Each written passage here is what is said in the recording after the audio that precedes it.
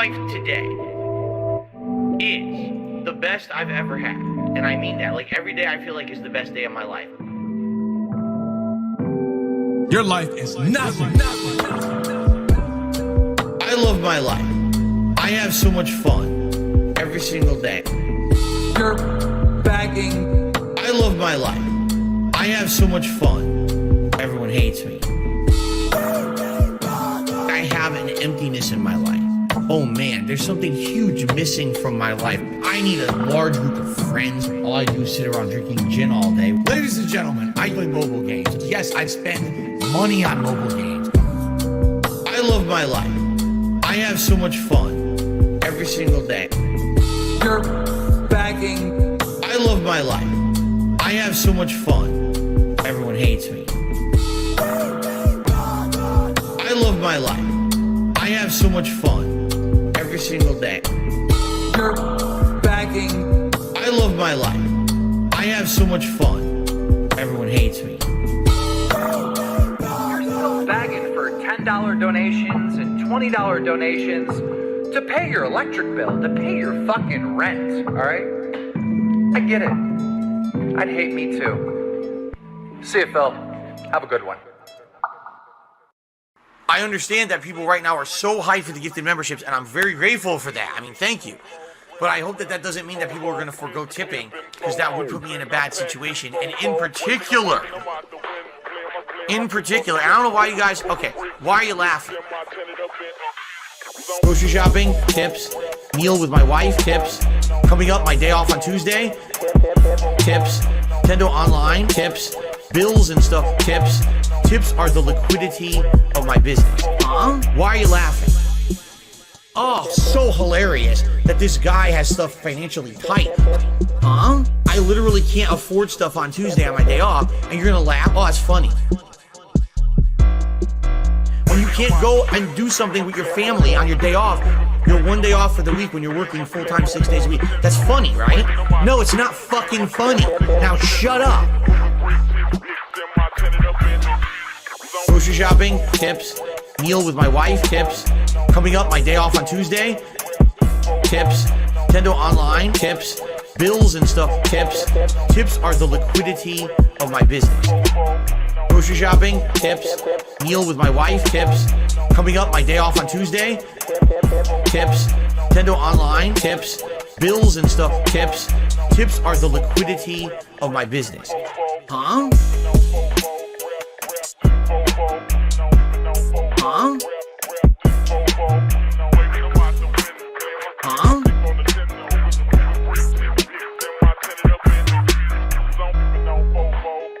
This one's for all my baby girls.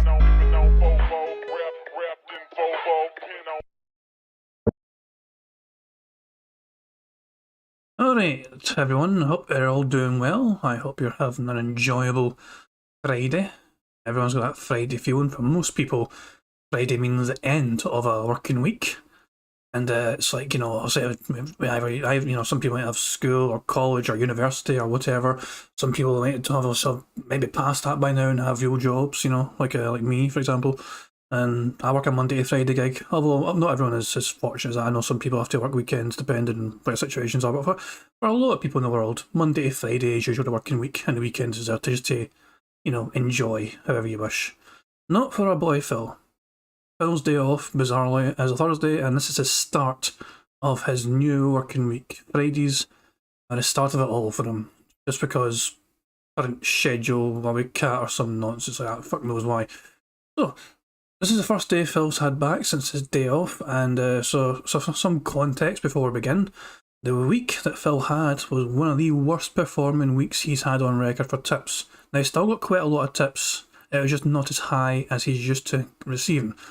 He got just under $900 in tips for the week he just had there. In fact, I can pull up the tips tracker and just I can show you rather than actually give you an actual accurate number. That would be a good idea from me, wouldn't it? If I just fucking got the actual details correctly rather than just, bumbling my way through it, guessing.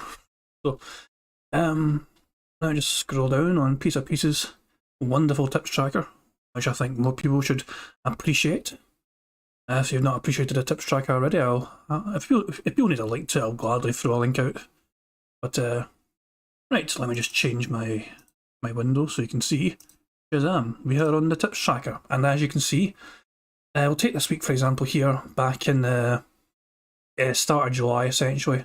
You know, here he got $944 in tips for this week here. Here he got 1,298. Here he got 1,717. He had a really good fucking week there, didn't he? Jesus Christ. A lot of that was due to Final Fantasy. Last week though, last week was quite short. $869. Phil is not used to receiving anything that substantially low for performance. That was quite significant in my opinion, for him to receive for as low as that. And part of it could be down to the games he picked, but I also think part of it might be to do with the most recent controversy surrounding his phone showing WWE champions. I mean, it's quite conclusive. He definitely had that game on his phone. People could see it for themselves, even his own fans are aware of it now. And I think that might be reflecting on the kind of support he gets sometimes. Although I think we can expect a strong bounce back today. I think Phil's going to lead an early rallying call to try and get some support in for himself. And yeah. As you can see, he's gone back to the tried and trusted Final Fantasy game once more. And this is likely going to get him some very good support. But that is not really our concern. Our concern is bingo. This is our concern right here. We are playing bingo. Now I'll show you the full list again. We need a DSP word or a phrase or action to help pick a bingo, pick something for a bingo card that we're going to use today. Some recent examples include him saying "there you go," him doing stuff on his phone, him bumping the microphone accidentally with his hand, him pointing at the screen, him making that annoying T sound when he says things like excited or Twitter, and also him scratching the stash. These are some recent examples. Overall, there was 96 different things on this list. 96 different options. And I need you guys to pick one. So the first one I see in chat, we're going to use it to help pick our bingo card for today. Oh no, Zeta Zero, except meaningful. Oh fuck, I hate that. I hate meaningful. I hate it. Every time we need him to... Okay, fine. Zeta Zero was the first one to suggest something. He said meaningful, even though I hate it because Phil never says it usually when we need him to. Okay, you know, it's fair is fair. Fair is fair. He said meaningful, and okay, right. We're going to use meaningful. I hate meaningful and unique. It says unique a lot. It usually says unique a whole lot. It didn't fucking do that last time. Okay, meaningful. We're doing meaningful. I need a number between 1 and 246. Blame Zeta Zero for 24 or 25, who knows. But guys, any number at all. So 234 is the first number I've seen from Cabane. Cabane suggested a really high number, so let's go... Actually, we might as well just go fucking backwards for this. That'll be a lot simpler. He says 234, which is really the 235th result, because the first result is the big list. So, that in mind, our bingo card for today, I really should show you a fucking screen, shouldn't I? Whoops. This card on the left hand side. Yeah, this is the card on the left hand side, which is our bingo card for today. And it's quite a few action things in there, I say, but it's not too bad. Money, money, yeah, yeah. Money, money. Oh, money, money, yeah, yeah. Money, money. Thank you very much for the super chat, Warren. He said, "Hey, sexy lady, Gangnam Style." That's a fucking throwback to 2013 or however long ago it was. Fucking shout out to, I can't even remember the fucking guy that done the song. Psy? Was it a guy called Psy? Gangnam Style. Man, that sort of fucking song was fucking everywhere, man. Jesus Christ. Yeah, it was Psy. Okay, I remember him. I remember the name. Just about. Wonder what the fuck he's up to these days. Oh, anyway, so our bingo card for today. Thank you very much, Warren Bray, for super chat. Gangnam Style. Whoop. Right, I've got a voice crack, him standing up randomly, the annoying T sound, him saying shocked, and also him saying react. Now I've got the chair creak, any scat talk, finger in mouth, drama, and behind the scenes. Now finger in mouth can be things like him just like chewing his nail or chewing like a bit of skin off his finger. It doesn't have to be him biting his nails. But if he does something like, if he picks his teeth as well, for example, that counts. And this is why we changed it from chewing nails, because we had that close call before. So anything, there is no like, you know, confusion this time. If he puts a finger near that goddamn mouth, that's getting ticked. So then I've got goal, help, snort, meaningful, fuck you, meaningful, and on demand. Then I've got him pointing at the camera, him saying likes, friends, bills, and him smacking his lips. And finally, we've got the stash scratch, him using the soundbox, phone stuff, excited, and points at text. So it's basically him like pointing down the way on screen at a text he's got on display. So this is our card for today. I quite like the card. There's a couple of things that give me the fear. But then again, you never know with Phil. Even though Phil's quite predictable, sometimes he will surprise you and like, oh, I actually did this. He actually did that today. He just had his day off, so he should use a soundbox, for example. That's a good thing. What else is there? Should the soundbox still be on the cards? See, Cobain, I've debated it, but it does still... The soundbox kind of died, but it still kind of works as well. It depends what button he presses, Cobain. And the fact of the matter is, he has still used it recently.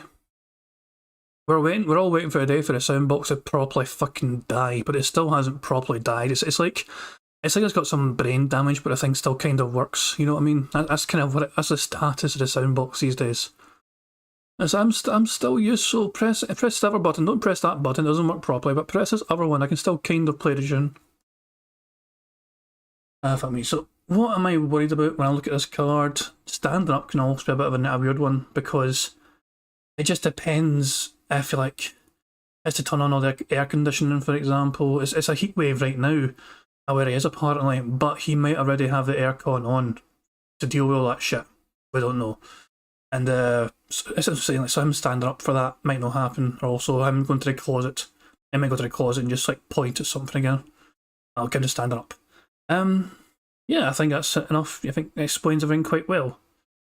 And also a voice cracks, self-explanatory. Scat talk, self-explanatory. The stash scratch, or even scratches a moustache, it's all self-explanatory. So I am hopeful. I remember, if we get 25 out of 25, someone will win, well, for now the prize is a £25 Amazon gift card, but if nobody likes Amazon, if the winner does not want an Amazon gift card, we can try and do something similar to like somewhere else of their choice. You know, like if I'm able to purchase it for you, like £25, if it's like a fucking local store near you, you'd rather fucking have instead. I don't mind doing that, you know, but we will cross that bridge when we come to it, when we do finally get a winning fucking bingo card. So I'm going to save this bingo card before I accidentally lose it again, like I did that one time, very embarrassingly. I don't like, as I'm saying, I don't like, you know, forgetting. I want to try and learn from my mistakes as best as I can, so I like to remind myself of them quite often, just so I never make them again, you know what I'm saying? Rather than just fucking pretend I wasn't a dumbass. It's like, yeah, I was a dumbass. Never forget you were a dumbass and don't do it again. Okay, so it's the bingo card officially saved. We have got it secured. Hallelujah. And the tips tracker, if anyone's curious, I'm just going to fucking share a link to the tips tracker, because I want to. Copy it as a link. There is a link to the Piece of Peace tips tracker, one of the most valuable and brilliant tools in the Distractor universe. Honestly, this thing covers so many things. Let me hide the wee banner at the bottom so you can see things at the bottom. It's got just the general dashboard for like stats. You've got the tips analysis. You got the trend for the tips as well. You got Patreon information, YouTube information for like super chats and all that. The trends for it. Game analysis as well, how well some games do. The average net revenue, how it's calculated. The reds YouTube, the purples tips, and the greens Patreon. You've got the raw tip data. And you've got kind of the average tip data as well per game. You got old Twitch information, which is no longer relevant because it kicked off Twitch. You got the bank leaks here as well. I fucking love the bank leak data, as you may well know. And also some fucking random notes here as well to explain some things. You've got a calendar of when Phil's bills usually are on the right hand side. I just scroll over here a wee bit, you can kind of see. There we go. It's from. Also, this information is slightly outdated now, but it's when we know before when these bills were and how much they were at a time. As I've said, a lot of work went into this spreadsheet. And also a brand new tab for Super Thanks. Also, this is a recently added one because Phil recently got Super Thanks added.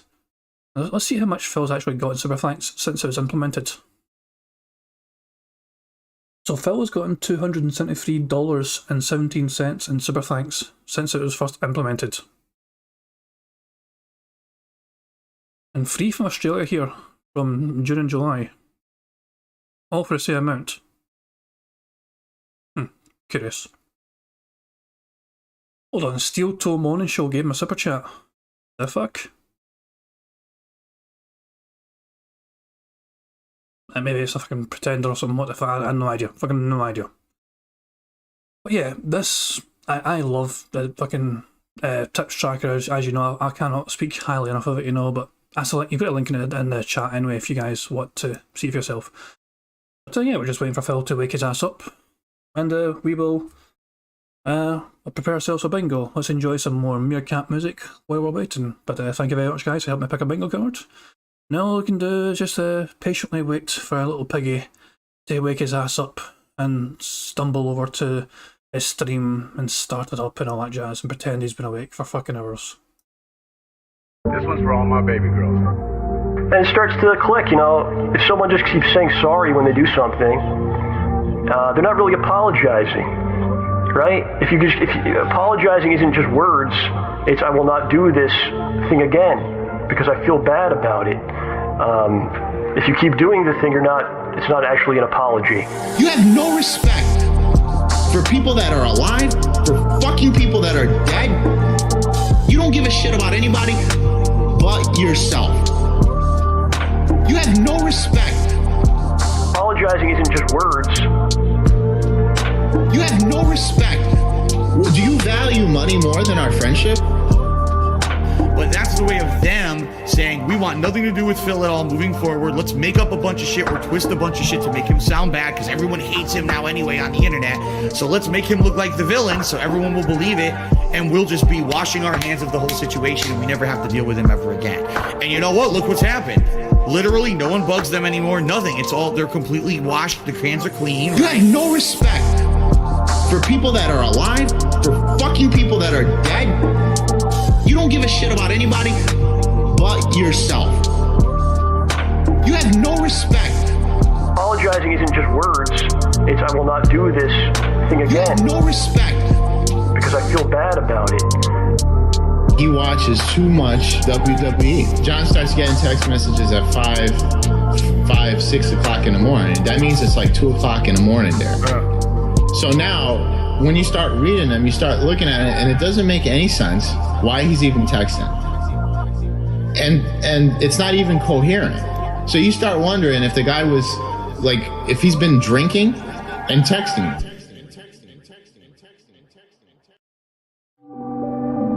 My life today is the best I've ever had. And I mean that. Like, every day I feel like is the best day of my life. Your life is nothing. I love my life. I have so much fun every single day. You're bagging. I love my life. I have so much fun. Everyone hates me. I have an emptiness in my life. Oh man, there's something huge missing from my life. I need a large group of friends. All I do is sit around drinking gin all day. Ladies and gentlemen, I play mobile games. Yes, I spend money on mobile games. I love my life. I have so much fun every single day. You're bagging. I love my life. I have so much fun. Everyone hates me. I love my life. I have so much fun every single day. You're bagging. I love my life. I have so much fun. Everyone hates me. You're still bagging for $10 donations and $20 donations to pay your electric bill, to pay your fucking rent, all right? I get it. I'd hate me too. See you, Phil. Have a good one. It's been a rough year. Why does Phil always have to mention that there's a tips goal on the stream? And why does he have to mention if it's a slow day for contributions? And why does he have to bring that up? Big ups to your dad. And a very slow day for support. Please tip me. I need tips tonight. I jump on stream. Obviously, I need tips. Pay my taxes. Pay my back taxes. Pay my utilities. Pay my mortgage. Pay my internet bill. Pay my utilities. Very slow day for support. Been 47 minutes. And only the third tip of the day. I really appreciate that. I need that way more. Pay my taxes. Pay my back taxes. Pay my utilities. Pay my mortgage. Pay my internet bill. Pay my utilities. I'm a positive guy. I focus on positivity. I tell you guys every day on my streams, I'm not a person who revels in hurting others to get over. I will put out positive, fun gameplay content for you guys, and I will continue to be successful that way. And if I fail, I fail, but at least at the end of the day, I can say, hey, it was a slow day. It's been a very slow day for support. Please tip me. I need tips tonight. I jump on stream. Obviously, I need tips. Pay my taxes. Pay my back taxes. Pay my utilities. Pay my mortgage. Pay my internet bill. Pay my utilities. Very slow day for support. Been 47 minutes. And only the third tip of the day. I really appreciate that. I need that way more. Pay my taxes. Pay my back taxes. Pay my utilities. Pay my mortgage. Pay my internet bill. Pay my utilities. Please tip me. I need tips tonight. I need to pay bills over the weekend. I appreciate those who contribute in any way, but please, if you can tip me, do that rather than these super chats and membership. I need that way more, okay? Now it is time. It's a segment that everyone looks forward to. One of the highest rated segments of all time that I've ever done. All right? Ladies and gentlemen, it is time. Phil's day off. What's up, Piggy? Let's get it started. Big ups to your cat. It's my day off. Might leave the camera on and jerk off. It's my day off. Spend money on pools and dumb shit. It's my day off. Might go out with my bitch wife. Can't give me money today. Give me money today. This is where my fucking money goes to every month. Garbage dump, grocery shopping, pay my taxes, pet store, pay my bills, blowing his money on mobile games, blowing his money on this and that. I'm spending all this money buying DoorDash for my business. I need to put disgusting food in the mouths of my family members. Obviously, I need tips. Yes, I spend money on mobile games. Okay? These are my life priorities. Pay my taxes. It's my day off. Might leave the camera on and jerk off. It's my day off. Spend money on pools and dumb shit. It's my day off. Might go out with my bitch wife. Can't give me money today. Obviously, I need tips. Give me money today. This is where my fucking money goes to every month. Shout out to the trolls. For those who contributed, thank you. It would be great if we get a few more tips. To make up earlier today, we did not hit the hat goal either. It's been a very slow day. It would be great if we could pick it up a little bit with maybe some contributions tonight with tips. If you can. Just saying. You know, I know some people are super chatting or whatever. That helps long term. But right now, I really can help. Tomorrow's my day off. The tips I'll have for my day off, you see? Give me money today. Act like that. Those toxic assholes don't give a shit about anyone else but themselves. They're selfish idiots who just want to get a laugh on someone else's behalf and don't care about the repercussions of their own actions. They think they're protected because they're all anonymous on the internet, right? So here I am with an actual business being destroyed by that toxic behavior. Big ups to your cat. Me. That's what this is all about and what it's always been. Me. I care about nothing in life. Me. Human pieces of shit. Kill yourself. Me. I don't care about anyone telling me that I need to improve or change. My nigga, I have your IP, I have your name, and I have your address. I have all your fucking personal information. I will come find you in real life. I'm gonna find out who the fuck you are. Let this be noticed live on the internet. You're fucked and you are done. I'm coming for you. Me. what it's always been. Me. I care about nothing in life. Me. Human pieces of shit. Kill yourself. Me. I don't care about anyone telling me that I need to improve or change. Me. That's what this is all about and what it's always been.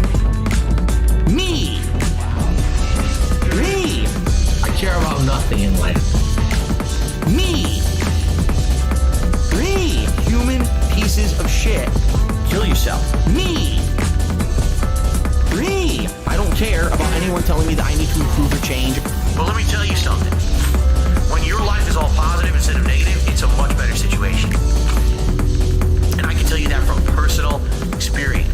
Look at my life now. I have a beautiful wife. I have a beautiful life with a family, right? Everything here is so much better than what I had before. Why? Because I'm a positive person. That's why. I never would have gotten to where I am today if I just sat there constantly being negative, being angry, being upset, being jealous, crapping on stuff, shitting on stuff, hating. It's such a way, it's not a way to live. But these idiots actually do this and don't know that. I really have to think and have to hope. These people just don't know better.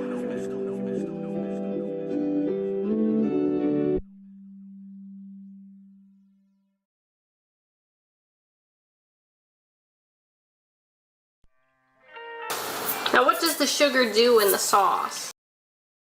Sorry about that, guys. I completely forgot about it. I was getting myself a drink, but obviously I timed it very wrong because, obviously I forgot to fill with a ton of steam on. So I do apologise. No one should have to suffer for fucking having to hear this goddamn pre-stream music, and I'm really sorry for putting you through that sort of ordeal. Let's try and get some meerkat music, to make up for it. Adds sweetness, adds a contrast. If you don't, it's all going to be tartness, and you won't have any. It's going to be acidity from tomatoes. Right, you'll have and then spice. Tart and it's acid and nothing else. All right. So now we got to stir all that in, and then we add our final ingredients, and then the meat. This one's for all my baby girls. Italian wife. Italian wife. Italian bills. Italian dark side fit. Italian wife. Italian wife. Italian chill. Italian can't give her a pill. I'm half kind of European mix. European style, Asian fusion style tips. Greasy hair. Pasta once a week. The authentic style, Asian fusion style, Italian. Guess what else we're gonna add? What? Sausage. Italian sausage. That's gonna go in here too. I love sausage. I have had many varieties. Italian wife. Italian wife. Italian bills. Italian dark side fit.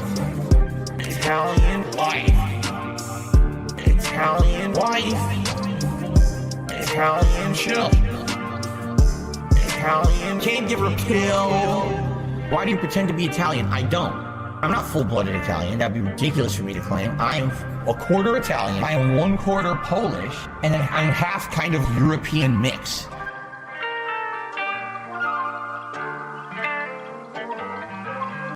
Why do I say I'm not a children's entertainer? Because I'm not a Muppet. I'm not here to play a character. I'm not here to pretend that I'm something that I'm not. I don't dye my hair.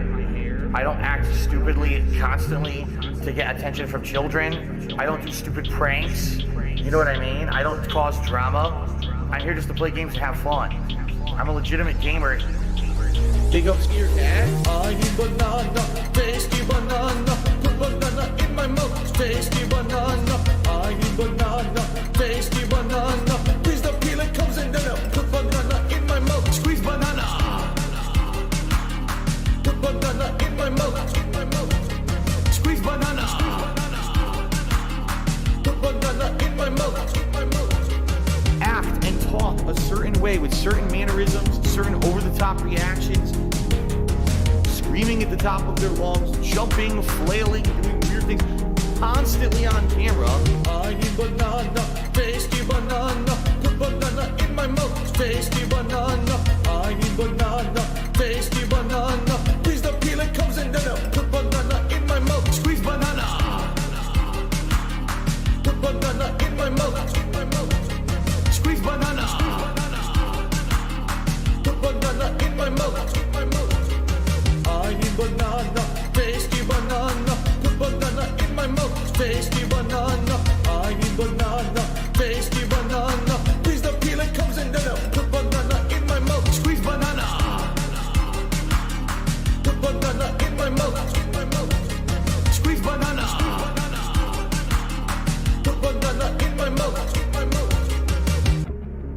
250 vestry for that celebration, I'm going to debut a new vest.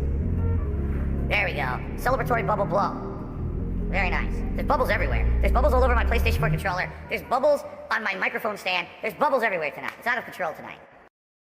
Why do I say I'm not a children's entertainer? Because I'm not a Muppet. I'm not here to play a character. I'm not here to pretend that I'm something that I'm not.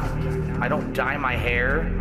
I don't act stupidly constantly to get attention from children. I don't do stupid pranks. You know what I mean? I don't cause drama.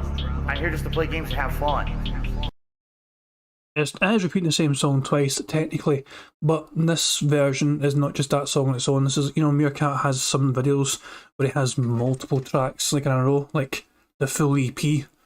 So that's why you're hearing Squeeze Banana 2 times in a row. I just wanted to explain that in case you thought, why is the same song repeating?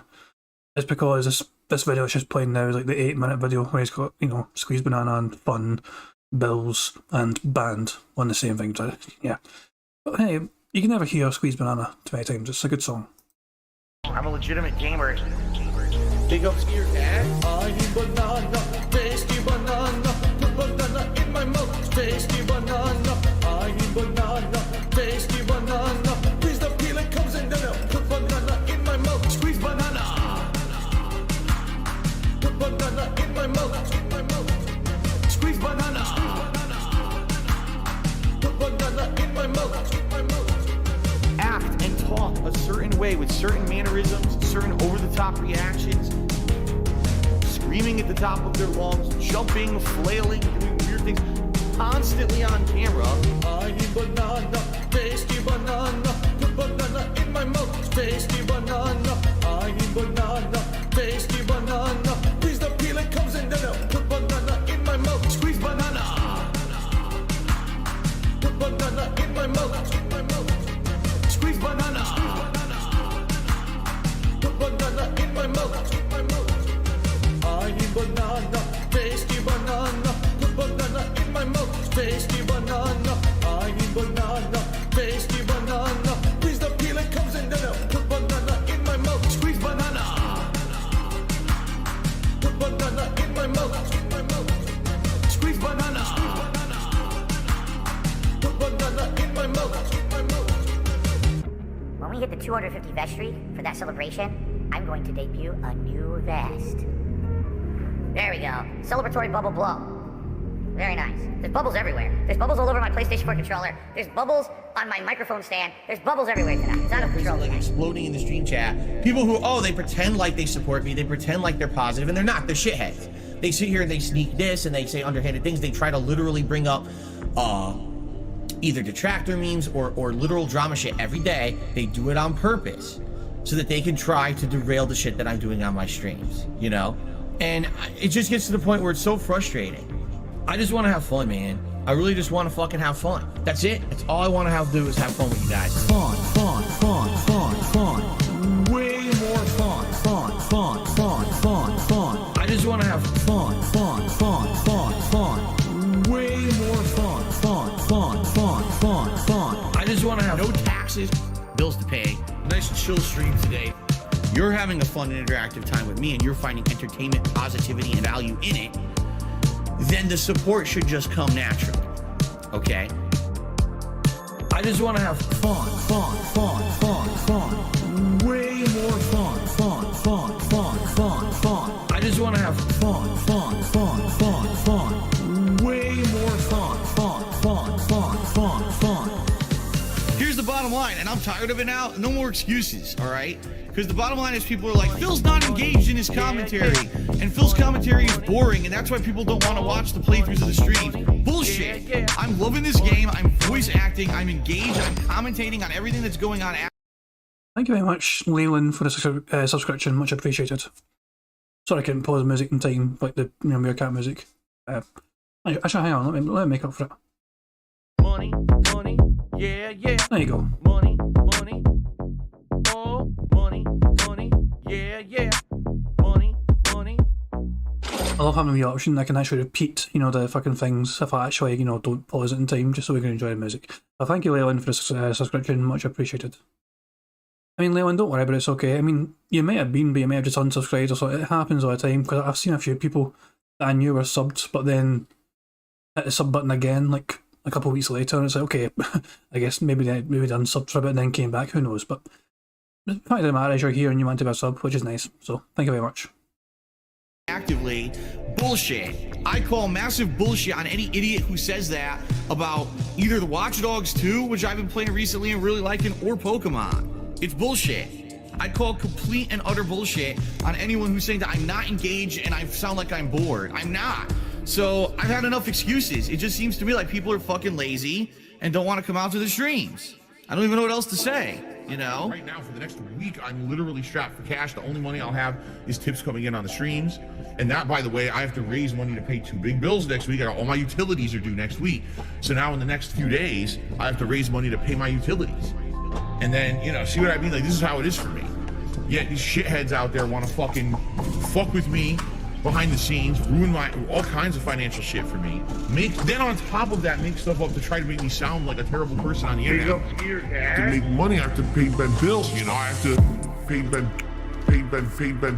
bills. I have to pay Ben bills. I have to pay my taxes, pay my back taxes. I have to pay my mortgage, pay my internet bill. I have to pay Ben bills. I have to pay Ben bills, Bitch. pay Ben Taxes, I have to pay Ben bills, bitch. Day to day, tips to tips, to pay bills and things. Eventually things will get better. But kind of stuck right now with how things are. That's why I'm trying to make money. I have to pay Ben bills. You know, I have to pay Ben bills. I have to pay Ben bills. I have to pay Ben taxes, bills. I have to pay Ben bills. I have to, if you want to sit here and you want to pretend like you're holier than thou, I'm better than those content creators, man. Because I have a job where I work 9 to 5 and I bust my ass at my job and I earn a paycheck, man. And then I come home, see? I'm not on the internet begging for money all day, man. See, I'm better than them, man. No, you're not any better. Everyone's the same. No one's better than anybody else. Get your ass out there and fucking work, bitch. Oh, you're right. You will take the ban. You're absolutely right. You will take the ban. You'll take the ban hard right in your fucking ass. Get the fuck out. You're supposed to be someone I trust, and you're gonna be a dickhead and go behind my back and hurt me and insult me. Get the fuck out. You'll take the ban real hard right up the finger. I'm just going to Ban. Why am I toxic? Ban. Gone. bitch. Fuck you and your mother. Fuck the trolls. Bitch. Fuck you and your mother. I'm just going to Ban. Why am I toxic? Ban. Gone. bitch. Fuck you and your mother. I'm just going to fuck you and your mother. That's right. This is the United States of Phil. I am the supreme being. I make the rules. What I say goes. This is my land. A nice lean-in manual. Now, just because I can, I'll issue a lean-in manual ban. Ban. Why am I toxic? Ban. Gone. Bitch. Fuck you and your mother. Fuck the trolls. Bitch. Now, just because I can, I'll issue a lean-in manual ban. Ban. Why am I toxic? Ban. Gone. Bitch. Fuck you and your mother. I'm just going to fuck you and your mother. Alright guys, how about this? How about everyone relax and let me play the fucking game and stop derailing my stream?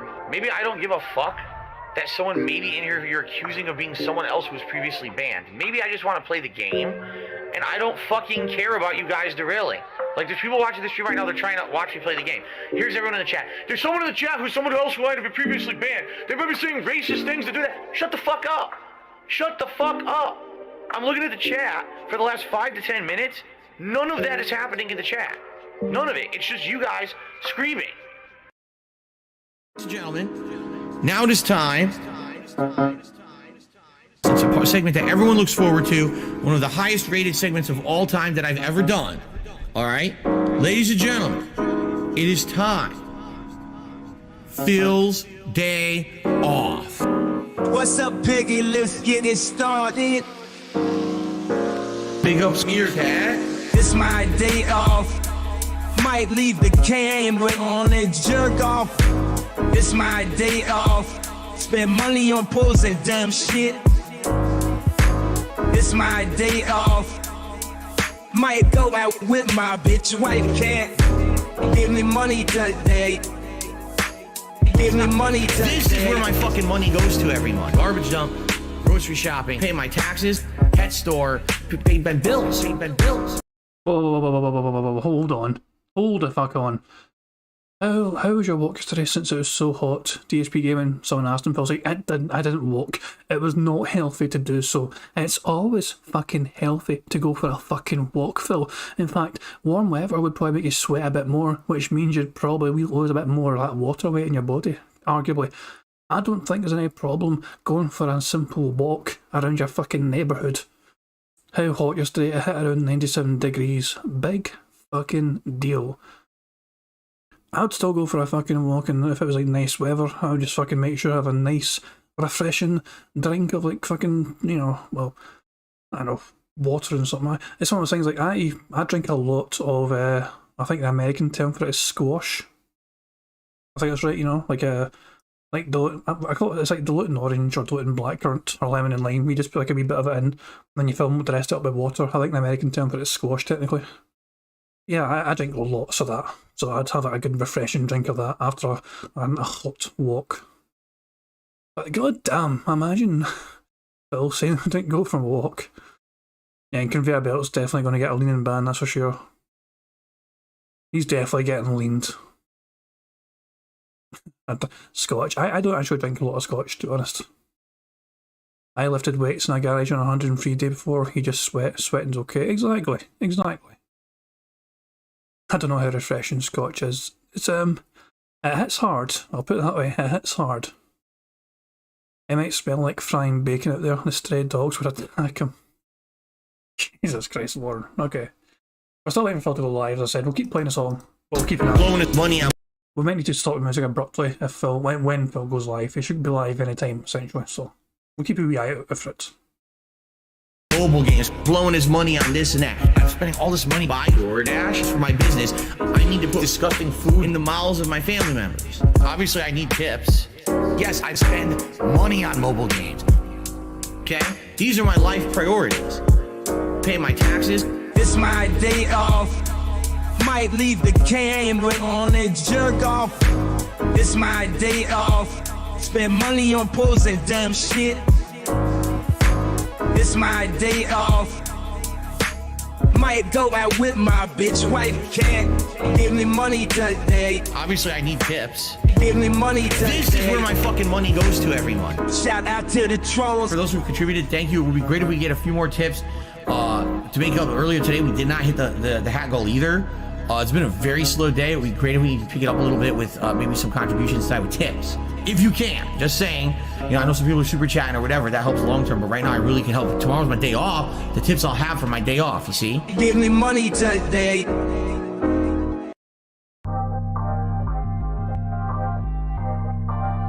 Because you're not rich and you're not famous and you're not this and you're not that. You had an opportunity to be, but you blew it all. And I said, well, oh well. I'm proud of that. I guess I'm proud to be a loser.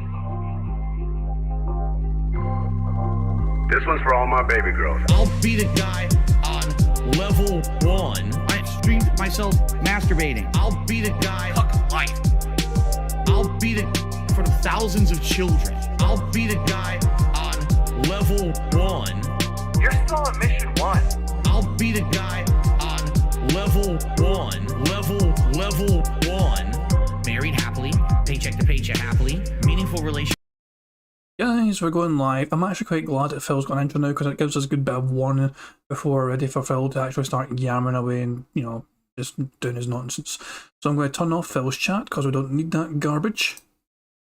And yeah, get ready for bingo, guys. Remember, tag me, annoy me, bully me, harass me to make sure I don't miss anything on the card, okay? Thanks, guys. See. Bethel.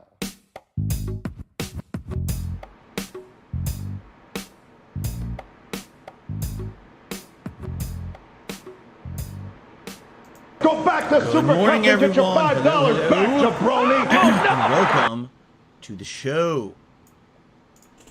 I'm Dark Sea Defil, and welcome to a new episode of the Level 1 Podcast, and incidentally, a whole new week of streaming for you guys. Good variety and good fun.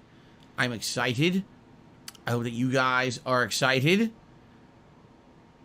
All right. We got a lot to talk about, as usual. Excuse me. Whenever I come back from my day off from streaming, my 1 day a week that I get off from streaming, there's a ton of stuff to talk about. We've got some gaming news. We got a little bit of updates on various subjects. Of course, we got the Phil's Day Off segment because you guys want to hear about my day off. We're going to talk about the schedule this week, which is a lot of variety because not only do we have, you know, gameplay, we have a special marathon tomorrow, which will be very chill. I'm actually very excited for tomorrow because unlike many other days where there's like, oh, pressure, you got to play a game today, you got to make progress, you got to do this or do that.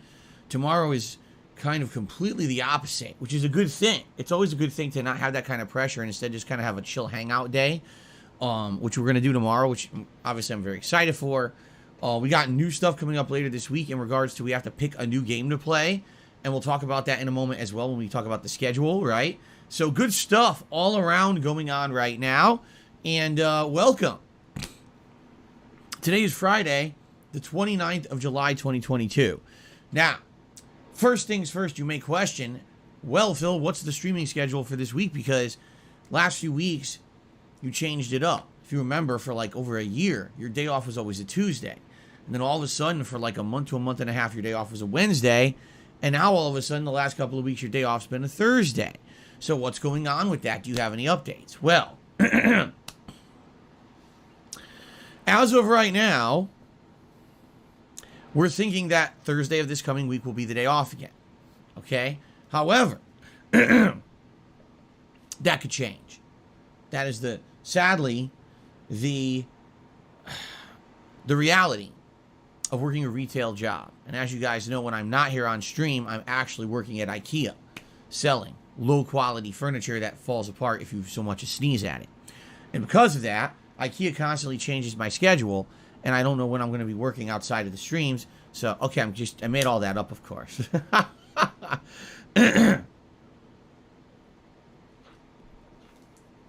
No, of course, the truth of the matter here is that, you know, my wife does work in retail, and I want to have a day off with my wife. What's the point of me having a day off if she's not home? What? Wow, sit on my ass and do nothing all day by myself. Sounds like a good idea, right? No, obviously, I want to spend the day with my wife, and right now, supposedly she's supposed to have Thursday off, but last week she was supposed to have a set schedule, and that schedule changed. So we're kind of saying, you know what? Rather than put all the eggs in one basket and plan everything around this one set thing, let's do it a little differently this week. So we did. We actually made sure that we have enough food and the like for it to go through all the way through Thursday, even though Thursday we want to be the day off. We don't know if it will be, but, you know, it is what it is, all right? So what I will say is this. My day off this coming week will either be Wednesday or Thursday. I'm thinking Thursday, but that could change, and if it changes during the week, I'll let you know. All it means is that basically I'll have one less streaming day, and obviously, you know, people are going to want to know, should I be here Wednesday or Thursday or not? And I'll tell you when we get to it, all right? But for now, that's what we're doing. Fair enough? Okay. So, we got a lot to talk about today. Like, where do we start, right? I guess the first thing we should do is quickly recap a video that I made at the end of Wednesday night, excuse me. The begging video, he made a special begging video, begging for more likes, not shit. But I'm actually expecting a few things to tick off here. Because it's all about trying to get better on demand engagement and all that shit, and he wants more likes and all that, so this could be good for bingo, put it that way. Yeah, this is he's talking about the begging video. Where's the black shirt, Phil? You know, if you're gonna fucking talk about the begging video, you need to put a black shirt on. Excuse me, before we get to the new week schedule, right? So at the very tail end of Wednesday night, I made a special like 4-minute vlog video specifically for the on-demand viewers who watch my content, okay? If you didn't see it during my break, allow me to summarize. Basically, right now, there's a couple bad patterns going on, a lot of which are completely out of my control. Pattern number 1 is that there's not a lot of new games this summer at all. It's kind of the opposite of the last couple of years where there have been a few significant new releases that people were interested in. This year, there's been like next to nothing. Therefore, engagement on the channel is way down. You know, likes on videos, comments on videos, just getting new subscribers to the channel. It's at a pretty much a big dip than what I had for the first half of the year because there's nothing going on in gaming. And there's not much that I could do about that, right? This is just the nature of the business, is when there's new hot releases, people want to come see them to see me play them, and whoop, we go up. And then when you get a dead time, woo, goes down. And it's not. It's not on that's not on the bingo card today, but those are the hand graphs. People keep asking me why the hand graphs, and it doesn't. People think Phil doesn't do the hand graphs a lot. He fucking does. There's an example of it right there. He does it a hell of a lot these days. It's not in the card today, but those are the hand graphs right there. And also, have we got weird noise? Do we have weird noise in the card? No, but that would have been ticked as well if we had weird noise. Not, you know, not a heck of a lot I can do besides try to entertain those who want to be here no matter what. For those of you who like my content and you like me rather than the game I play, what I could try to do is get you with some interesting events like tomorrow's event, What's in DSP's Closet, or with the React events that we've been doing over the last couple of months, or yada yada yada. You get the picture. Viewers' choice events, you get the picture, right? But the concern is, if all this engagement falls away over the summer, this is going to put me in a bad position because engagement leads to more people watching, and more people watching leads to more people supporting, and that, you know, leads to me being able to pay my bills around here. And actually, in the last 1 to 2 months, things have actually staggered and slowed down a lot. Notably, you know, last week, there were 5 straight slow streams when it came to support. 5. It wasn't like, oh, 1, 2, 5. That's a problem. Now, this is just compounded with the fact that currently I'm playing 2 playthroughs that are retro throwback playthroughs. And I had absolutely no idea this would happen, but those playthroughs are 100% getting claimed on YouTube for the music, which is really...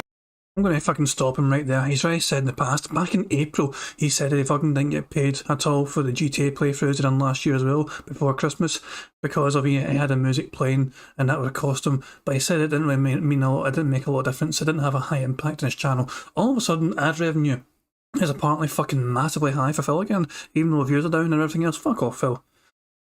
You barely get anything in ad revenue. You're either lying then or you're lying now. Pick one of your fucking lies and stick to it. You can't fucking both be right. One of you is lying. Past Phil or current Phil is lying about the impact of ad revenue. Really stupid. Yes, I'm playing Final Fantasy VII and the entirety of the playthrough is being erroneously claimed by a company that doesn't own the rights to the music. Okay? In addition, out of nowhere, someone that I never suspected, okay? Batman Arkham Asylum is being claimed for the music by some company that claims to own the rights to the Warner soundtrack in countries like Iran, Syria, and North Korea. How that should affect me and my videos on YouTube worldwide, I have no idea, yet they're claiming every single one, okay? So we're at a time of the year where already things are slow, and on top of that, I'm not making any profit whatsoever on those 2 playthroughs when people watch them on demand on YouTube because they're all getting erroneously claimed by a very abusable content ID system. I would disagree with that as well, because every single one of his uploaded videos, despite not having ad revenue, and perhaps some of them because of this, still has super thanks in it. So he's going to be able to earn money thanks to super thanks being enabled. Plus those streams anyway do earn him super chats and tips and all that shit. The actual live videos themselves, once he's finished with his stream and uploads those fucking videos, he can still earn money on them thanks to super thanks. Or super, whatever, is it called super thanks? Yeah, it's super thanks where you can leave a comment in a video with a contribution. Also keep in mind, people can tip at any time. People don't actually need to fucking wait for a stream to get tipped. fucking yesterday, Warren tipped me like outside of streams, just randomly, which was very kind of him. I was like, it was like before my stream started. He's just sent me a tip. I was like, I really appreciate that, thanks. But that's what I'm saying. Anyone can tip Phil at any time. It's the same because it's a fucking PayPal link. It's not exclusive to the content.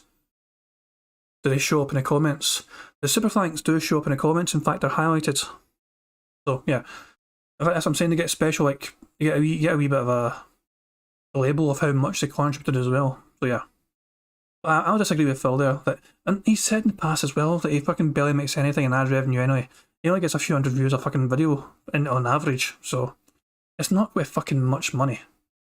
I mean, put it this way. Some of my videos lately, right? I have zero ad revenue. I don't monetize my videos. The only money I get is if people want to give me money, like you guys, like in super chats and like. But I don't do ads in my videos. I don't want to do that. But if I did do that, YouTube's telling me like a video with like 5,000 odd views might get me a couple of quid. That's what ad revenue is like on YouTube these days. If I enabled ads on a video that gets like 5,000 views, I might make like £2 or £3. Apparently. If I enabled ads for it. It's crazy. It's absolutely crazy, man. So I was bugging out about not being able to earn maybe $1 on a video. Maybe, if he's lucky. So the purpose of the video was essentially to ask those who watch on demand, not you guys on the streams, but those who watch on demand, that if they're enjoying these current 2 playthroughs of Final Fantasy VII and Batman, to please do something to support the channel. Whether it's as simple as liking a video and leaving a comment, that helps. But there's obviously other ways that people can go above and beyond, like super thanks, becoming a channel member, a super chat, a super sticker on a stream, just leaving a tip, and you don't even have to be on a stream to leave a tip. You can do that at any time, okay? So that was the purpose of the video. It was short and sweet, just a few. A couple of questions in chat there. Review of boldness. I don't believe what it says about ad revenue. Yeah, exactly. I don't believe him either. He's either lying in April or he's lying now. Robert had said, do you think DSP will accept WWE Champions card packs for donations? Fucking probably. And then, oh, for fuck's sake. Okay, how do you pronounce your name? T-R-A-I-A. You've got too many vowels in it. I'm calling you Train. I'm just going to fucking call you Train from now. It's far easier, man. The extra A kills me. But apparently he said help. Phil said help. So I'm going to tick help. Thank you very much for that. Keeping me right. But yeah, I'm calling you Train from now on. It's probably butchering your name. I'm sorry, but the extra vowel just breaks my tiny brain. I'm so sorry. But thank you for keeping me right. But yeah, I mean, this is a very strong bingo card so far. I'm quite happy with it. But it's fine. I'm sorry. Choo. Fucking shout out to Thomas the Tank Engine. Quality show. I fucking loved Thomas the Tank Engine when I was growing up, but that's back when it was like good. Did you see what fucking modern day Thomas the Tank Engine is like, man? It's like fucking weird CGI shit. They fucking ruined it. And it's fucking completely off tangent. Let's go back to the bingo. A few minutes, okay? Thankfully, a lot of people who are actual fans of mine did, watch the video and liked it. Actually, I mean, liked it. Like, they clicked like. I mean, I've had hundreds and hundreds of likes on that video, which is something I typically don't get on any video these days. I'm not even exaggerating. Sometimes it's hard to get a dozen likes on a video. Even a video of an ongoing playthrough that's getting hundreds to thousands of views a video, yet I get 12 likes, you see? So thank you to anyone who's a real fan and watched the video and liked it and you're trying to help with the engagement. I appreciate that. Of course, every time that I try to do something honest like that with my viewing audience, a bunch of scumbags, shitbags come out of the woodwork and shit all over the video. I don't care. They idiotically gave me thousands of inflated views, and every one of them that thought that they did something, they really hurt Phil by like thumbing down the video and, hate watching it. They all helped me because they're all dunces. So thanks to every moron out there who watched the video and basically tried to do something negative to the channel. You were completely ineffective and you helped me. So thank you for that because you're really stupid. Okay. So I just wanted to recap that this is what's going on. Yeah, right now, sadly, these 2 playthroughs are not monetizable for me on YouTube. Now, they're not all that I'm doing, right? I'm playing Capcom Fighting Collection every Friday. We're checking out Multiverses now, which is really neat. And we're going to have a new playthrough that's going to start up at some point this week as well. So there will be some videos that I get to monetize, but I compare this exactly to the situation that we had back in the fall, where excuse me. Oh, that's disgusting. That's why I wanted to turn around. I purposely chose during the Grand Theft Auto Trilogy playthrough to leave the licensed music in the playthrough. I felt that that would add to the playthrough and that it would give it better quality and make it different from the previous playthroughs that I'd done of those games where the music was off. Okay, I was right in that regard, but sadly, those entire playthroughs were demonetized, okay? Yeah, but you fucking said it didn't really mean much. I hate this fucking bastard, I swear. I swear, am I going to have to, like, fucking... Am I actually going to have to fucking find Aqua's video? Aqua told on a video and I shared it on my community fucking page, right? Where I fucking showed it. She went and showed Phil talking in April about, you know, saying actually that it didn't fucking amount to much being lost. This is what I'm saying. He cannot keep his line straight. What's he going to say? Is he going to change it? Is he going to retcon it? Let's see. All of them. It sucks. When that happened, that's a time of the year when typically ad revenue is really high for the holiday season, and I got none of that. So because... No, in fact, it worked out. You said before, Phil, you were able to figure it out in April because obviously you had your money by then. Blaze, he's talking about the time when towards the end of last year, Phil played the remasters of the GTA collection. Remember they fucking Rockstar remastered the games, but they were fucking terrible. Like they're very shitty remasters of like GTA Vice City, you know, San Andreas and GTA 3. But he played it with the licensed music on the whole time. So Phil didn't get any ad revenue from those videos. But he always started every single stream by encouraging his viewers to like tip him extra because he wasn't going to get that ad revenue. He made sure to tell his fans that he was sacrificing ad revenue from these videos, so he needed extra support. So in the long run, it kind of actually balanced out his support for those fucking games. Yes, he shot himself in the foot by fucking not, you know, just disabling the music. He really did shoot himself in the foot in that regard. He should have done that, especially coming up to Christmas. He missed out on better advertisement revenue possibilities because you get extra money during like Christmas time, apparently on YouTube. You know, it's always like higher revenue. But Phil shot himself in the foot in that regard. But he's claimed in April, when they already had the fucking payments through not shit from YouTube for what happened back then, he claimed in April this year that it didn't really amount to much. So now all of a sudden it fucking did amount to much. He's trying to retcon this garbage, and it's not fucking adding up. Either past Phil was full of shit, or current day Phil was full of shit. Because of that, at a time of the year when usually I would get a big increase in income, and I'd be like, oh, this is a great way to start the year with this extra income. I got nothing. So it actually started me off in a bad way this year, which really sucked. I'm afraid this could happen again this summer, where even though people are liking the content, they're watching it, they're engaging, they're supporting the streams, all of a sudden that behind-the-scenes support that I get from YouTube just completely goes away because my two major playthroughs right now are not monetizable. All right? So again, if you guys like the content, there's so many different ways you can help. I've already outlined them. I'm not going to reiterate. Please do. Okay? All those things can help. A like on this stream helps, right? It's the thing is a lot of people are like, oh, well, I can't afford to contribute in a way that Phil needs. Well, that's not what I'm talking about. You don't have to contribute in a way that's monetary at all. Simply liking a stream, liking a video, and leaving a comment on a video actually concretely helps this channel. But tipping would be preferred. I told you one of our goals for this year is to reach 200,000 subscribers on the channel and do a special celebration. I would love to do this because this channel has been in limbo of hitting 200,000 subscribers for like 10 years. Okay? To finally do that would be pretty awesome. And I'm excited to hit that milestone. But we need engagement to do it. You know what I mean? The engagement is what lets this channel get noticed on the internet and get more people to check it out. So please engage the content if you can, okay?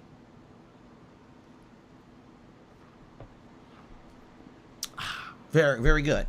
Okay, now let's get to the Phil's Day Off segment for yesterday. So if this even works, what's so weird about this is some things still work on this noise box and some don't, which makes me feel like it's not the battery, it's the noise box is breaking. But anyway, ladies and gentlemen, it's time for the segment I like to call Phil's Day Off.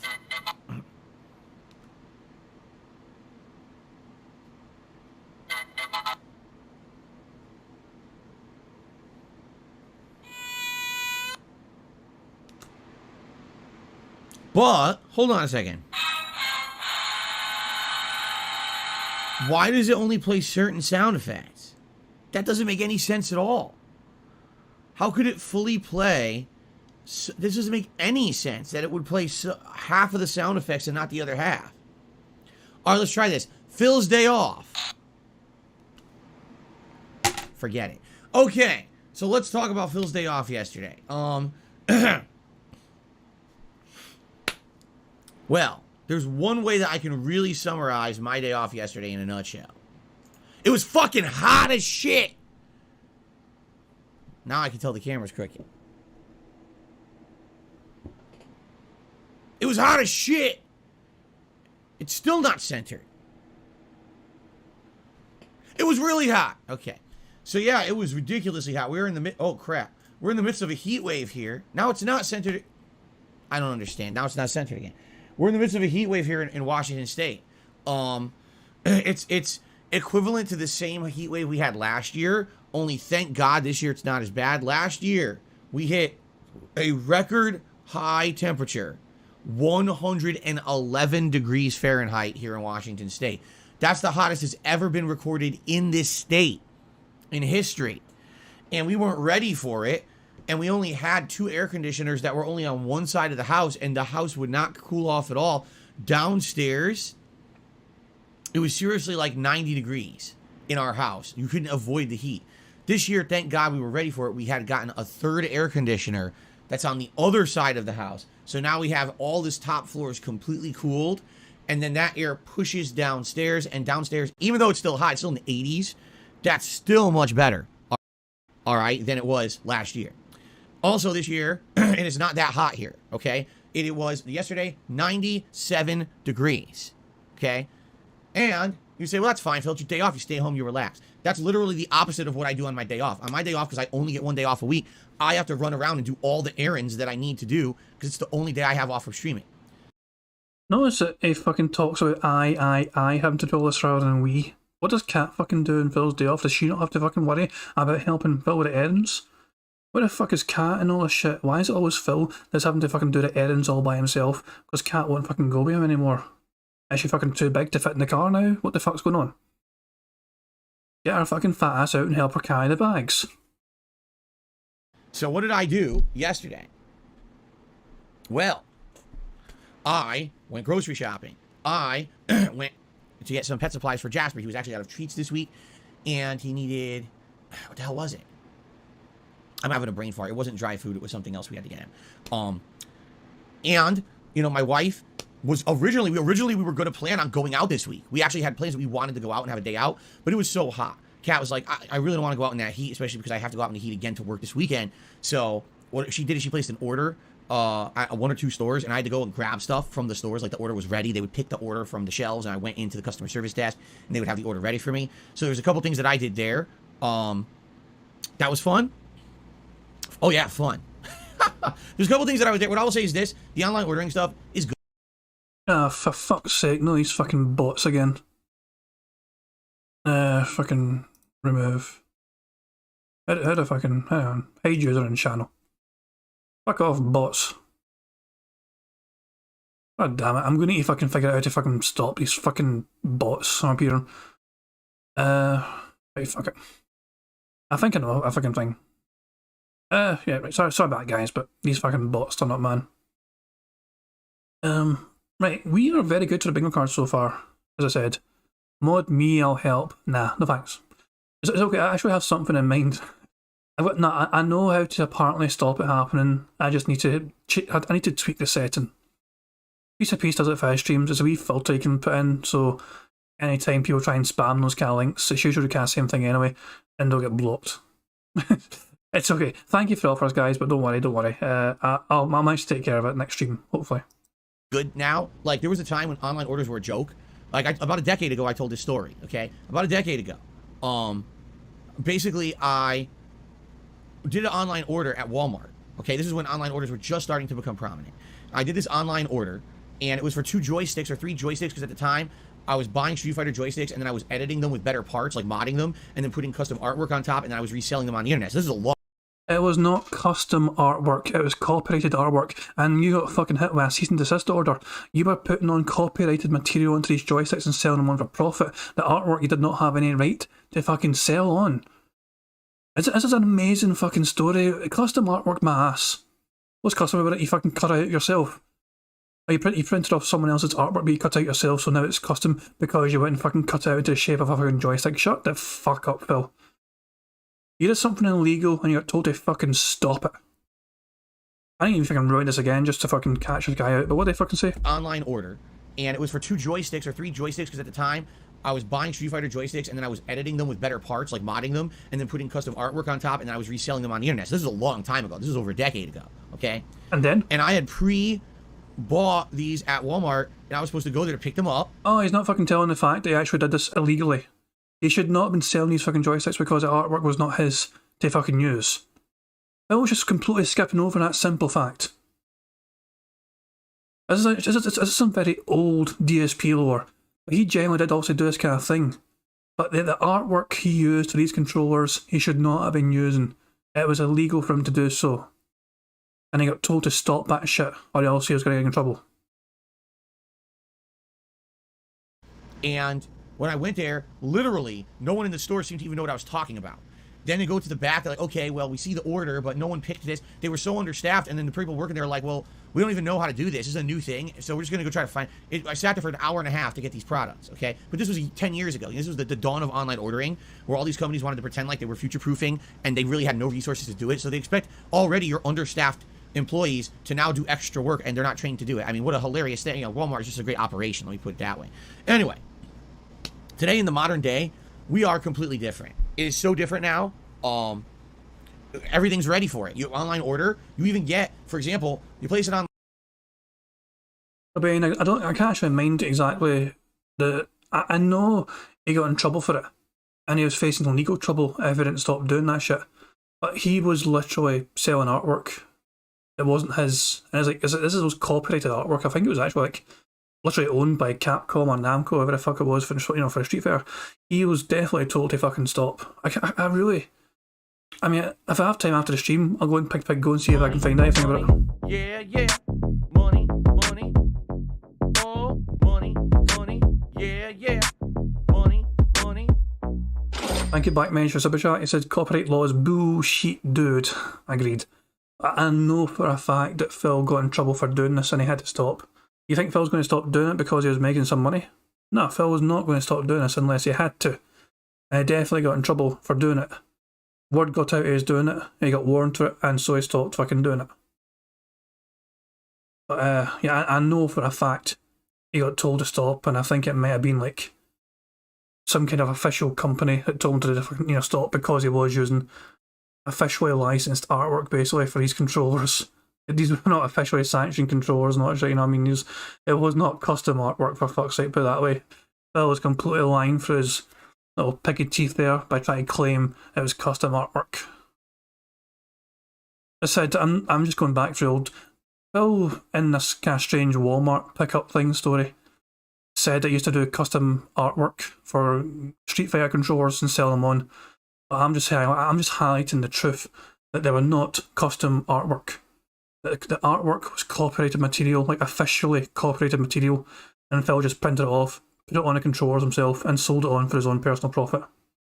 So it was not custom artwork. Phil's lying to people right now about what kind of artwork was. I hope to fuck he has people in his chat that call him out on that shit. I feel weird that I'm one of the few people that might remember that shit. But this is a very old bit of DSP lore. This might even fucking predate him doing YouTube shit. Or maybe right at the start of him doing YouTube shit. But he was fucking selling these controllers on. Or like, and he was making money off it, obviously.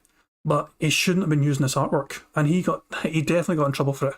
But I don't think it cost him money. I think he just got told to fucking stop it, or else it would cost him money. Anyway, I wish I could remember the final details of it, but I know for a fact it was not custom artwork. I know that is damn fucking right.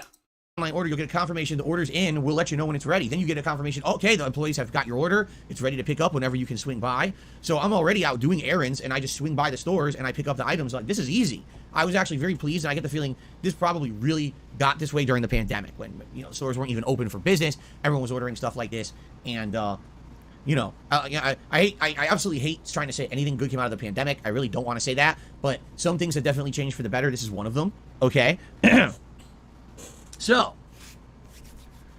I went out and grabbed a few things there, and basically I was out for about, I want to say I was out for around 2.5 hours. I'm trying to think. I left around 2 o'clock, and I got home around 5. So about 3 hours. I probably spent about, you know, half an hour, 45 minutes actually driving around, and the other time actually shopping and stuff. All right. So I come home and I unload all my shit. All right. Now, I've been telling you guys that for about 2 months now, about 2.5 months now, I've been doing exercise. And with this exercise, I've gotten my wind back. My blood pressure is actually much better now than it was. And I've lost weight. Just doing basic walking and power walking and light jogging. Okay. It's remarkable how just a little bit of physical activity every other day can turn your friggin' life around. And I feel a lot better when it comes to that portion of my health. My respiratory shit, not so much. I mean, allergies and stuff, there's not much you can do about without medicine. But just exercising, it made me feel a lot better. Okay.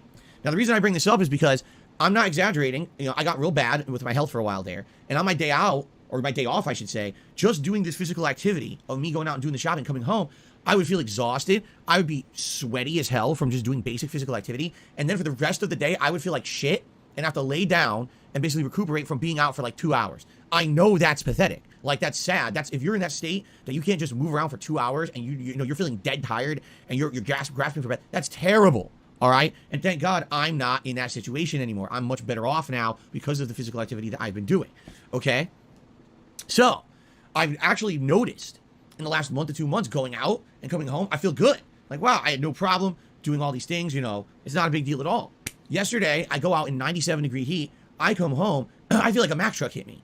Like, heat like that, even when you're sitting in air conditioning in a car, but the moment you're getting out into the heat, you're getting into the heat, you're getting out to the heat, you're getting into the heat again, man, it can take a lot out of you. And I felt terrible, like seriously terrible, just doing that. And so I came home and we unpacked the groceries and all the stuff, and we ordered something really quick. Like originally I wanted to order pizza, and I'm not talking like fast food delivery pizza. I wanted to get something good. Like I told you guys a few months ago, we had got the Rock wood-fired pizza. Originally I wanted that, but my wife just wasn't in the mood for pizza. I don't know. Sometimes you just don't. I guess you're not in the mood for greasy stuff. And she just wanted something quick. So I think we ordered from like I don't even know what the name of it was. It was some like teriyaki place, and I got like chicken teriyaki with you know, some rice or something basic. So after we ate, I literally felt like I needed to like pass out. I was so drained for just being out in the heat. And my wife started playing a new game. She started playing a game called Kingdom Come Deliverance, a game that a few years ago you guys asked me to play. If you remember, it had come out early on during this particular year when there was really nothing else going on. And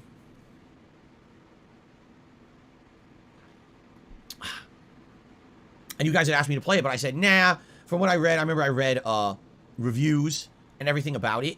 And it didn't really impress me, so I didn't play it. So Kat's playing it now. And she played it for a few hours, and it looks weird. Like, it's first person, and it's the oddest thing. So you're in first person perspective. And the game expects you to do things like almost like you're playing Skyrim, like melee attacks, and then with your fists, like fisticuffs, but then you can also use weapons. And I swear to God, so the arms that it animates, they look to me like not arms. What it looks to me is like you're standing there and you have 2 puppet arms in your hands, like 2 sticks with mannequin arms. And so when the game's telling you to do stuff, you're like sticking the mannequin arms out in front of the camera in front of you to do stuff. It's like the most awkward shit. It doesn't look realistic at all. I don't know like what they were thinking with those animated arms. Like, oh, grab a fucking apple. And it comes out like a big nubby, poorly animated nub comes out and like absorbs the apple into your body. Like, what the fuck? It just looks really weird. But anyway, so she started playing it, and I think she's like maybe 2-3 hours in. It seems pretty unique. Like at first it starts off almost comedic, then it gets really dark out of nowhere. Then it's kind of a combination. I can't even put my finger on what it is. Is it an adventure game? Is it an RPG? Is it a serious sim? I don't know if it even knows what it wants to be. But so far, I think she's enjoying it. But the one complaint she has is it's very confusing when it comes to where we're supposed to go map wise. Like there's this one part where it was like, oh, find this guy in the castle, like somewhere on the ramparts. So you try to find him, but it's the middle of the night. And it's very dark, and all you have is a torch. I'm counting that as a goddamn stash scratch, man. He used his whole fucking fist to fucking rub his nose and stash at the same time there. He fucking used the fucking back of his hand just to have a good scratch and all that shit. That was definitely a fucking stash scratch. I've looked at a few of them, you know what I mean? I've been trying to decide whether I should count them. That's definitely a fucking stash scratch. So yeah, fuck it. There's one down. And you're trying to figure your way out, and there's like the ramparts are like a fucking maze. There's a door here, a door there, a place you go here, and they're all empty. Like there's no purpose to them being there. I guess what they wanted is for the sake of realism, they wanted to make the castle like ultra realistic. Like this is what it would look like if you were really in a medieval castle, which is fine if there was like a reason for that to be there, but it's not. It's like they made a whole castle with zero purpose. Go get lost in it. You never find where you're supposed to go because there's no real map. Like the map is just like a top-down map of the town. It's not like, oh, here's the castle layouts with the rooms or anything. So you try to, you know, go around and you get completely lost. And I totally understand why she got frustrated at that. But outside of that, it seems all right. It just doesn't seem like anything groundbreaking, and it feels to me like it was definitely a dev team that had a lot of limitations with what they could do. I can't imagine why it looks like two nubby mannequin arms rather than a real arm doing stuff, and the animations leave a lot to be desired. But I think that the plot so far is actually pretty interesting, and I'm looking forward to seeing her play more of it, you know, to see what happens in this game, okay? So that was pretty much my day. It was very hot. I had to run a bunch of errands and had a quick food that wasn't a big deal. It was like chicken teriyaki, and watch my wife play some Kingdom Come Deliverance. So very exciting. I'm sure you guys are very excited to hear that story, okay? All right.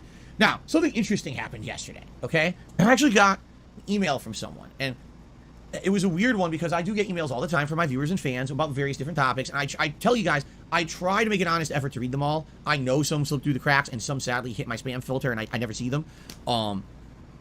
Speaking of which, Plum Girl, I did respond finally to your emails from weeks ago that I found in my spam filter the other day, so I don't know if you saw my response or not. Oh, excuse me. But anyway, I got an email with a very interesting question that I actually wanted to talk about this morning, okay? So here's the email. It says basically, Phil, I got an honest question for you. You don't have to answer it, but I'm just curious. Because, you know, I'm a fan of yours. Not necessarily, I do watch some detractor content, you know, not to say that I watch it all the time and I hate you, but an honest question I have for you is, why do you stick up and or not talk negatively about people like Wings of Redemption?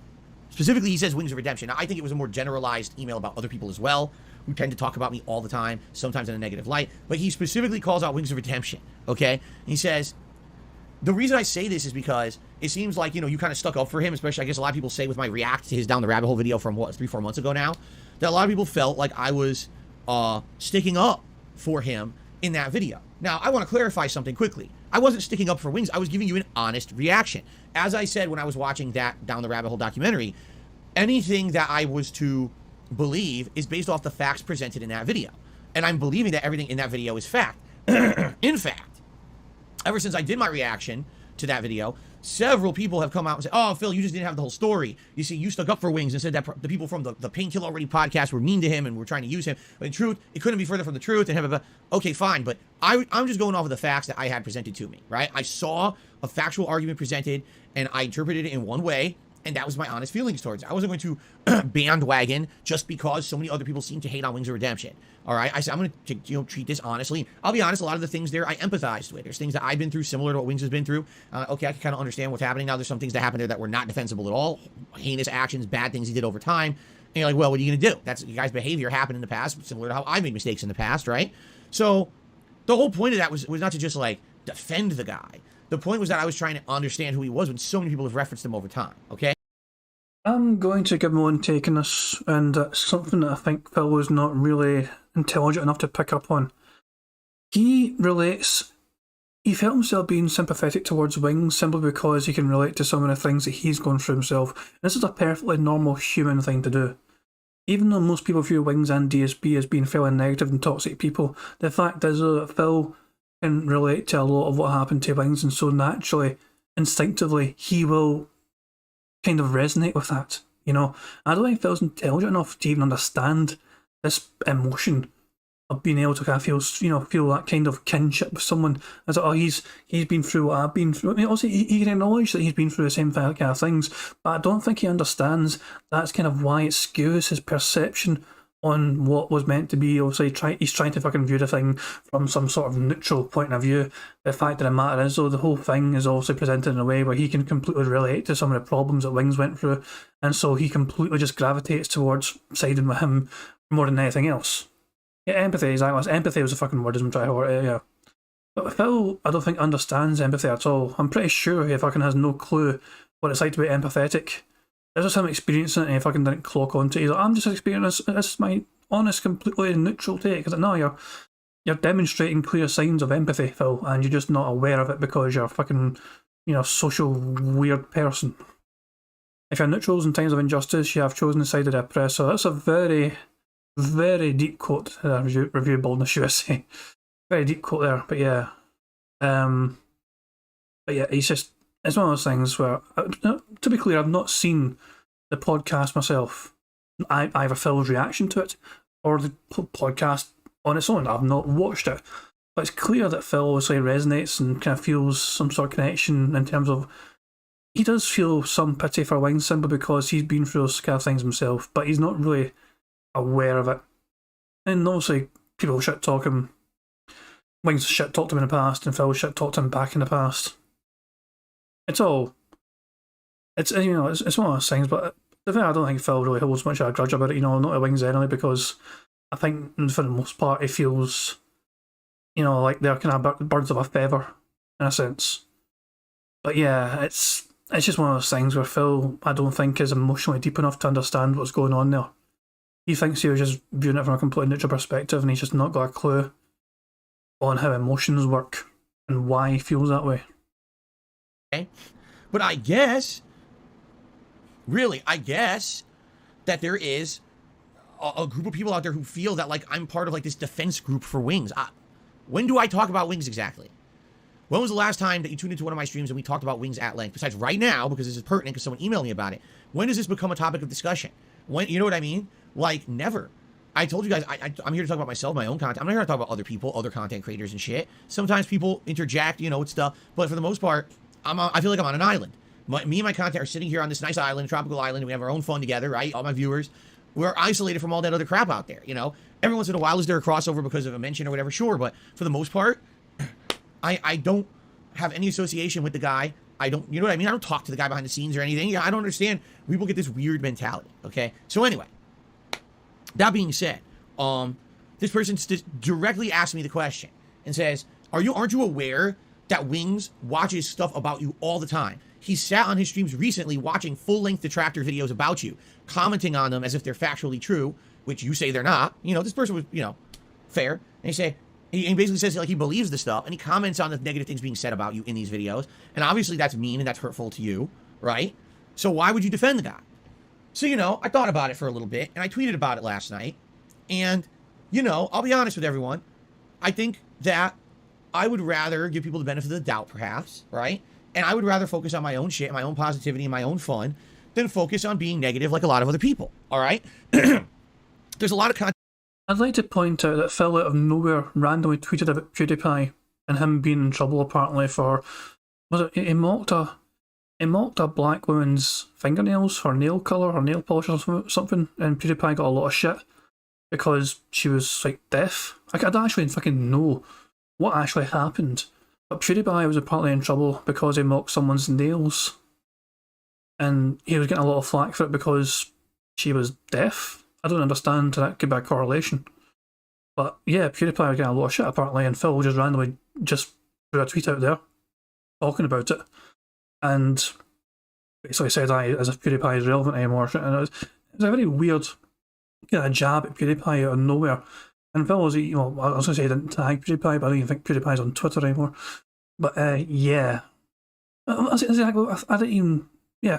I don't actually understand what the fuck happened, but all I know is that PewDiePie is apparently in hot water because he mocked I don't even fucking know. Apparently he mocked someone's fingernails, the colour of a fucking nail paint or something, but because the person is disabled with, I think they were deaf, it's apparently wrong for PewDiePie to have called it out. It's such a weird thing to try and cancel someone for, in my opinion. But to be fair, I've not seen the clip, I don't know the full context, but based off that information alone, it sounds kind of fucking weird to fucking get a hate mob sitting after you for that. Robin Wheels didn't stand to that comment. You're right. Robin Wheels was not fucking happy that Phil tweeted it out. In fact, Robin Wheels earned a response from Phil for him pointing that out, saying I was never pointing this fucking tweet. And Phil's like, you've been nasty to me lately, I've not changed. Keep in mind, Phil has claimed now he's a changed man. Phil has claimed a lot that he's changed over years. And then he's fucking telling Rob on Twitter, I've not changed. So what is it, Phil? Are you a changed person? Or are you still the same piece of shit you've always fucking been? Content creators out there. that if they heard that, oh my God, a content creator watches negative, defamatory shit about me, time to go out on a hit piece and slam them and attack them and start a big internet feud with them for clickbait views and quick drama attention, right? Right now, if I decided instead...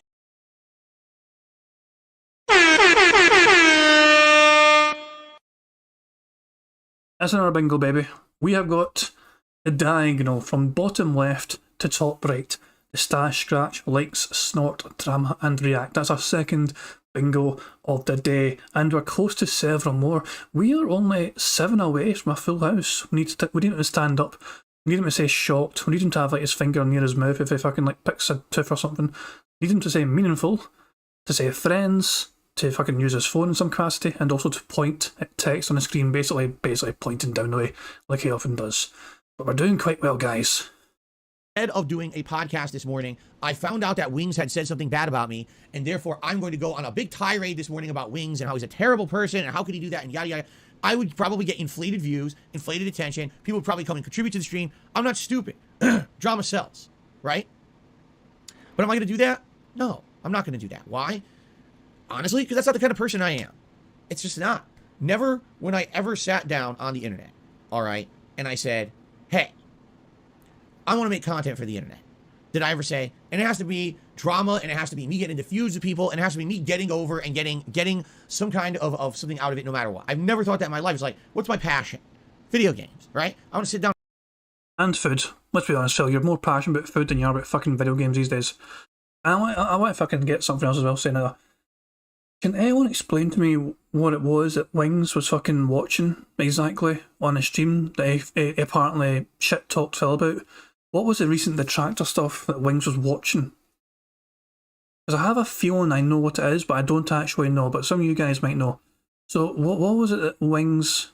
Was it to do with WWE Champions? It was to do with WWE Champions, okay. I was wondering why Phil was ignoring the actual fucking subject of the conversation. So Phil was completely ignoring the subject of what a detractor thing and what Wings was commenting on was all about. Phil was terrified of the actual topic in question. He's fucking circumnavigated why he was getting fucking talked about, and he's just gone straight to the fact, he's just gone straight to the point of being talked about. He's not focusing on the why, he's just focusing on it happening. He cannot address the situation. There's nobody in his fucking chat asking him why Wings was fucking watching, no one asking what a detractor video was about, and what Wings was agreeing to, assuming it was truth. He's scared of all the other locals disowning him. RT already did apparently. Yeah, it might have, who knows. Ah, Christ, man. Content equals cashing in on video games and fast food for cash pools. You spin me right round, baby, like a record, baby. Thank you, Malin Kilt, for the random. Is that Kylie Minogue? No, it's not Kylie Minogue. She done a similar song, but it's not Kylie Minogue. You spin me right round, baby, like a record, baby. What? I just kind of thought about it. It's like an 80s song, but Kylie Minogue also done a song that, like, spin me, like, you know, like that, like a record. I think so. Anyway, doesn't fucking matter. Pete Burns, okay, fantastic. Right, we're doing well bingo, but yeah, we're doing well. What the heck is his face? Him in the middle saying a word. I want to share video games with the world, right? And if some people are along for the ride, great, and if others don't care, great. I don't care. The fact that anyone even gives a shit about anything I put on the internet is still baffling to me 14 years later, yet here I am, right? So that's all I care about. I have passion for what I do. And truthfully, over the 14 years that I've done this, now there's people who've gotten to know me as a person, and they want to see me do stuff other than video games. Can you react to other content? Can you do a silly stream where you clean out your closet, right? Okay. Later on, people have already told me they want to see me talk about other stuff, right? I could sit here and do talk drama all day long. I could completely change this channel right now and make this the new drama central of YouTube. And I do a good job at it, I can tell you. I know I would. I don't want to do that. I don't care about that. I don't want to hurt other people to get by. You know what I mean? Like, that's just not the kind of person I am. At the end of the day, I have to be able to, sleep at night. And I do have things that bother me a lot. And if I have a day where I feel like maybe I hurt someone, or, you know what I mean? Like, that's why when I did the reactive Wings, I wanted to check with him first to make sure that it was okay to do it. I didn't want to do it, and the next thing you know, he felt like he got concretely hurt by it or whatever. I don't want to do that shit. I don't. Enough, trust me, more than enough people have actively gone out of their way to hurt me on the internet so they could get over, all right? That I have learned from that to say that I don't ever want to become like them. Even if that means that I stay where I am right now forever, and I never grow, and I never get popular again, and I never am able to get into a financial situation in my life where things aren't tight. You know what I mean? I would rather be true to myself than become the same as all those other drama hounds. All right? And that's why when people give me shit, Phil, why did you turn down Keemstar's $50,000 offer? First of all, I didn't. There was no offer. The dude never called me because he's a fucking idiot. He did fucking call you. You ignored his phone call, you fucking idiot. Okay? But even if there had been a $50,000 offer on the table, if it had anything to do with internet drama, if it had to do with, you know, this kind of shit tabloid-esque content creation that guys like that love to do to hurt others so they can get a living where they live in mansions and they're millionaires, I would say, fuck it, I'm not doing it. I refuse, you know? So, for me, that's more important. Seriously. And a lot of people just don't understand that. And that's okay if you don't. If you're not me, and you haven't been through the shit that I've been through, and you can't see from my perspective in this case, I don't blame you. You know, a lot of people will go crazy to make a big paycheck, or no, I know, like I said, literally, I know right now, I would blow up in popularity on the internet and actually make bank if I became a negative drama hound asshole, okay? If I say, oh, let me actually go see what Wings said in his content about me, which likely is negative stuff, let's be honest. He probably sat there watching detractor shit and talked shit about me, because that's what I hear he tends to do from time to time to get over himself. And if he'd done it, I'd probably sit here and say, okay, time to destroy him. So now I could like yell and say, oh, look at all the shit that he said in this video about me, and I was so nice to him, and he's mean to me, and yada yada. I don't care. All right? I mean, I just don't care. I don't care what anyone says about me. I never will. Anymore. It just doesn't affect me anymore. It really doesn't affect me anymore. I have been through the ringer. The absolute nastiest possible things that could be said about me have been said. All right? I've had the most embarrassing thing in my life that would ever happen has already happened 6 fucking years ago. All right? It's all in my past. Okay? It's all in my past. I don't care about that shit anymore. I've moved on from it. They can all sit there circle jerking each other in their toxic fucking toilets of content creation world and do what they want to try to make quick bucks from a bunch of fucking immature idiots who throw money their way when they're toxic. I want nothing to do with that. That community, that kind of garbage content, I want nothing. Leave me alone. Leave me away from it. You know what I'm saying? I want nothing to do with it at all. Now, some people would say, well, that's maybe because you're a nice guy. I don't know. I don't even know what that means. I don't even know what that term means, nice guy. It means not being a fucking cunt, Phil. I know it's a fucking rare experience for you to fucking be nice. Most nice people don't call themselves fucking nice. It's just a fucking dead giveaway. If you have to call yourself a nice guy, it means you're probably not a fucking nice guy. Certainly there's people I've gone after. I still take jabs at people. I did one yesterday as a joke, and people are being assholes to me about it. There was something that came out yesterday. It was a stupid story. PewDiePie, of all people, PewDiePie in 2022 is under attack because there was a video. He does his commentary videos, which I guess that's what he wants to do. He doesn't want to play games anymore. He just wants to do commentary videos. So he's watching a video of a girl with insanely long fingernails. They're obviously fake, doing like, I guess, sign language interpretation or something. I'm not sure. And he's making fun of her for having insanely long fingernails. Like, that's the purpose of the video. And he's got his little pug dog, and he's dancing around on the video with the dog. And apparently it's his shtick. He's done this a million times before. His viewer base likes it. So he's basically playing to his viewer base. Okay? Kinda like you do with the fucking glasses and hats and vests, Phil? Wouldn't catch Phil playing to his fucking viewer base. But remember, if you tip, you get these rewards.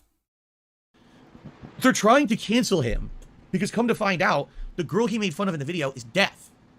So she's doing this sign language because that's how she communicates. She's deaf. She, you know, and I guess he didn't know that. I haven't seen the raw footage, so I don't know if it's apparent and clear that this girl is deaf or not. So I guess what he did is he deleted that portion of his video, and then he made a public apology saying, I didn't know she was deaf. Sorry if anyone took it the wrong way. I wasn't trying to insult her. This is something I've done all the time. So people are trying to cancel him. And I made a comment yesterday. It's supposed to be a joke. Okay, it's supposed to be a joke. Reminder, this is his business Twitter account. He's called it, this is his Twitter business account. He needs it verified because it's for his business. And yeah, he's using it for fucking jokes, not shit. I thought it meant to be taken seriously as his business fucking Twitter account. I guess not. Money, money, yeah, yeah. Money, money, oh, money, money, yeah, yeah. Money, money.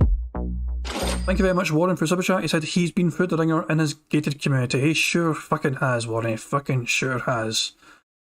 I mean, I don't understand the full context myself, as I said, but I still don't understand why PewDiePie had to apologise for mocking somebody's nails just because they're deaf. There is no correlation there. Look, if somebody's able to do if someone's able to make content on YouTube and they have a disability like being deaf, fair play to them.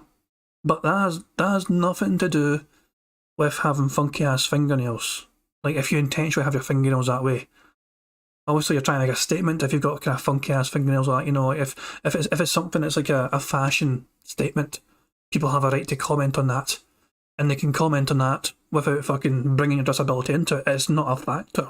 Sure, and I'm telling you, I don't understand the full context of what happened with PewDiePie, but from my interpretation of it here, I'm probably it's one of those things where what's the big fucking deal? I have no fucking clue about the full context, but god damn, like, there's no correlation. It's like, you know, it's like fucking, like, you're not allowed to fucking make fun of like Stephen Hawking because, I don't know, he said something dumb one time. I know it's not fucking the same kind of thing. It's just a weird thing. Like, oh, this person's deaf, so you can't criticize them for anything they do. Like, no. It's a very weird freeze frame. It's not safe. It's too blurry. The freeze frame's too blurry, and I'm on 1080. I've got the max settings, but it's because he's moving his wee pig face about. Man, you know, everyone's trying to cancel PewDiePie again for something that he did, but even more weird and impressive about the story about him trying to be canceled for making fun of a deaf girl is that people are trying to cancel PewDiePie in 2022. Like, who the fuck talks about PewDiePie now? You know, there was a time when PewDiePie was the biggest content creator. Everyone knew him. Everyone talked about him. He was getting shows made on the internet. And then what happened? Well, he got into a bunch of controversial situations. He said the N-word on his stream. You wouldn't catch Phil ever saying the N-word. And by the way, if you want to see a compilation of all the times Phil said it, I've got a video on my channel about that. So, there you go. He got kicked out of all the Disney content on YouTube. He got kicked out of the YouTube Red programs. And all this shit happened. And he's rich. And everyone still knows who he is. But he's nowhere near as prominent of a guy as he used to be. And I think we all accept that. This would be like me saying, wow, Phil, I'm still pertinent like I was 10 years ago. No. This is full me V-mode. This is absolutely full me V-mode. He took a story about PewDiePie and just inserted himself into it randomly. This is what me V-mode is. I don't even think it's part of the fucking bingo card anymore. Let me remind myself. Yeah, we actually removed me V-mode. But yeah, this is what me V-mode would have been. Obviously not. Now, do I have a following? I do, of my hardcore fans who support me and allow me to still make a living, do what I love, and I appreciate that. With PewDiePie, he still has an insanely huge group of hardcore fans. Millions of people who still watch his content and support him. However, he's not prominent anymore like he used to be. No one actively talks about this guy pretty much at all until it's time to cancel him again, which is kind of the point I was making, okay? I'm not taking a stab at PewDiePie in a negative way and attacking the guy. I'm saying, what is with this cancel culture community? It's like they purposely find people to focus in on and they'll never let them go. Like, I still feel like if PewDiePie retired and never made another video, that like if he walked into a grocery store and farted, they would try to cancel him. Oh, PewDiePie farts at his local fucking, you know, Target or something. God, you know, oh no, leave the fucking guy alone. No, really, I never thought I would be defending PewDiePie in 2022. Leave the fucking guy alone. What the fuck did he ever do to anyone? Do you think he was actively, oh yes, I sat down today because I want to make fun of deaf people. Here's PewDiePie makes fun of deaf people montage. Like, what? No, you fucking idiots. Stop it. Get a life. Do something more productive with your life than attacking fucking PewDiePie. And what it is people find it easy to punch up, right? So he's rich. He's got a mansion. He lives, you know, wherever. He barely makes content anymore. And the little bit of content he makes. I like how you punched up to Keemstar, Phil? Millions of people still eat up and consume, right? Like, leave him alone. Who fucking cares? Really? No, really. Who cares? Go cancel someone else who's prominent and pertinent at this point. But that was the point I was trying to make, and people spin that as Phil attacks PewDiePie or whatever, all right? But that's the thing, like, apparently I'm not allowed to do what everyone else does. Anyone else can do this shit, and that's okay. But when Phil does it, oh, it's like the end of the world, right? But all I would say is, I made a quick tweet about it, right? Did I make a whole show about it? Did I slam PewDiePie for an hour on a stream or do negative shit? No, I'm not going to do that. That's not my content. That's not who I am. And you say, well, that's because you're a nice guy. I guess, if that's what you want to say, I just want to sleep at night.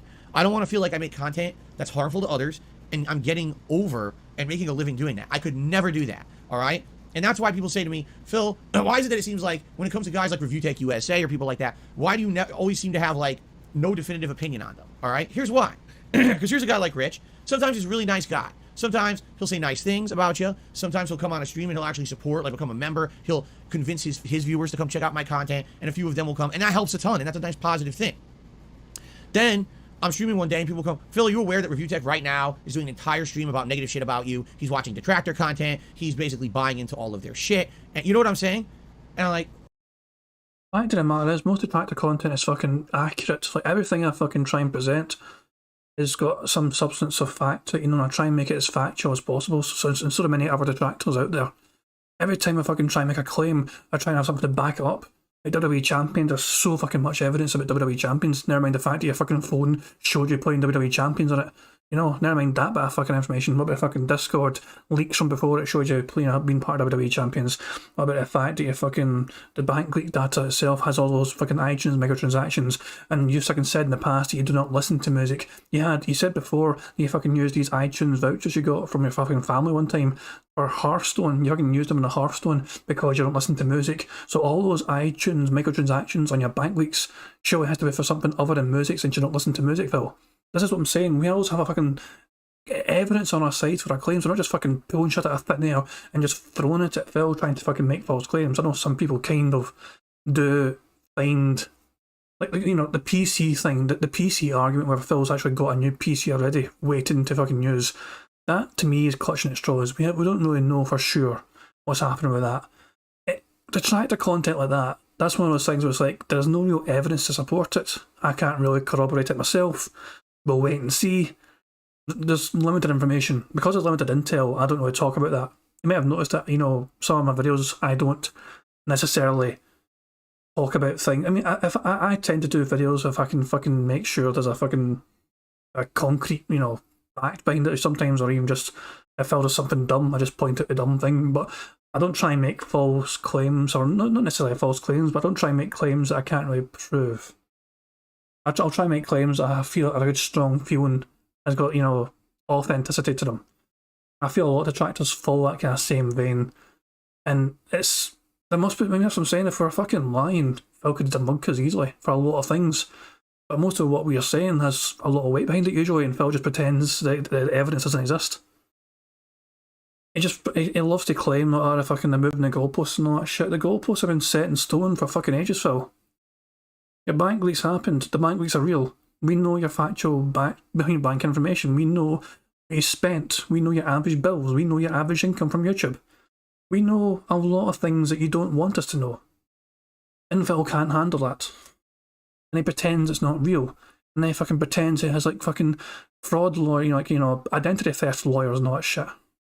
I can get off tangent, but Phil claiming that all the fucking detractor stuff is just all fucking fake news and garbage.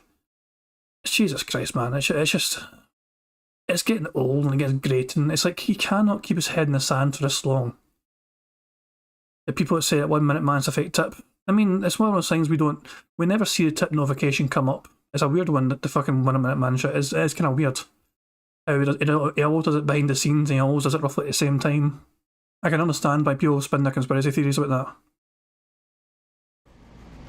So it's kind of like you're damned if you do and you're damned if you don't. Like if I say that the guy's nice, then he tends to do something mean. You know what I mean? So the most I'm ever going to do is every once in a while, I'll talk about him briefly. You know, if he comes on the stream, I'll say, hello, gee, thanks for any support you're giving me. But I'm not going to try to have any kind of a meaningful relationship with the guy. I'm not going to try to do a co-op thing with him or anything. You know what I'm saying?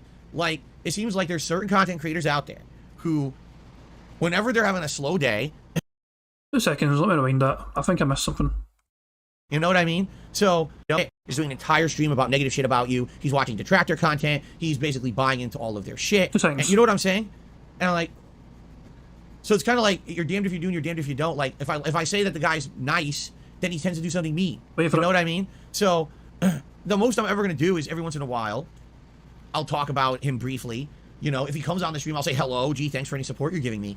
But I'm not going to try to have any kind of a meaningful relationship with the guy. I'm not going to try to... Meaningful. It actually happened. I actually said meaningful. I thought I said meaningful. That's why I wanted to confirm. Meaningful relationship. That's why I rewound it, guys. Sorry. But yeah, I felt like you said it and I fucking missed it at the time, so I'm glad I rewound it.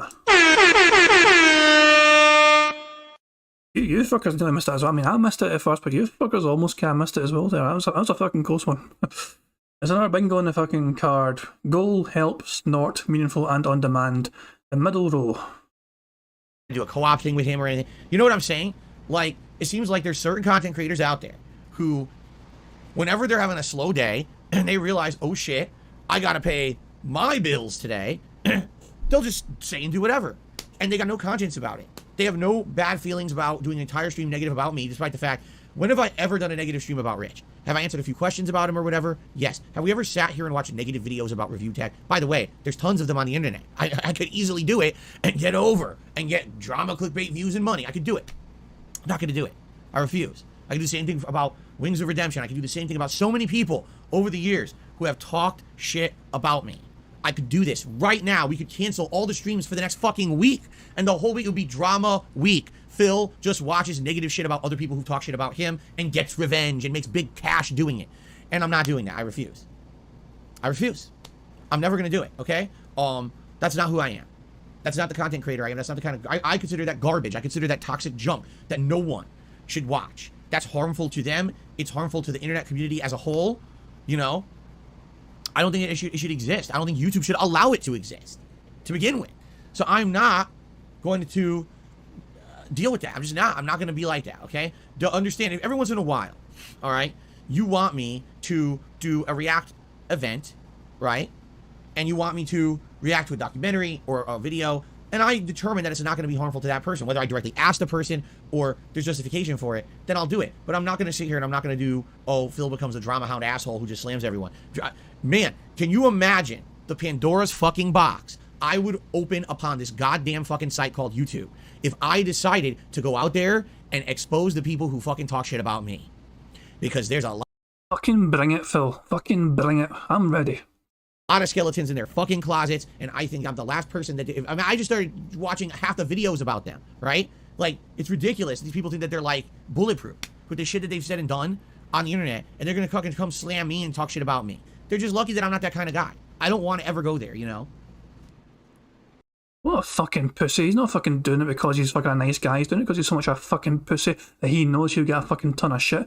Remember he was going to fucking do an LTG video, but LTG said, hey, fuck you, don't you dare. He's like, okay, boss, okay. I won't do the LTG React video then. I won't do it. He doesn't want me to do it, guys, so I'm not going to do the LTG video. LTG fucking just shut that shit down, and Phil bent over and said, yes, boss. Fuck off, man. Phil pretended to be a fucking nice guy when he's actually the world's biggest YouTube pussy.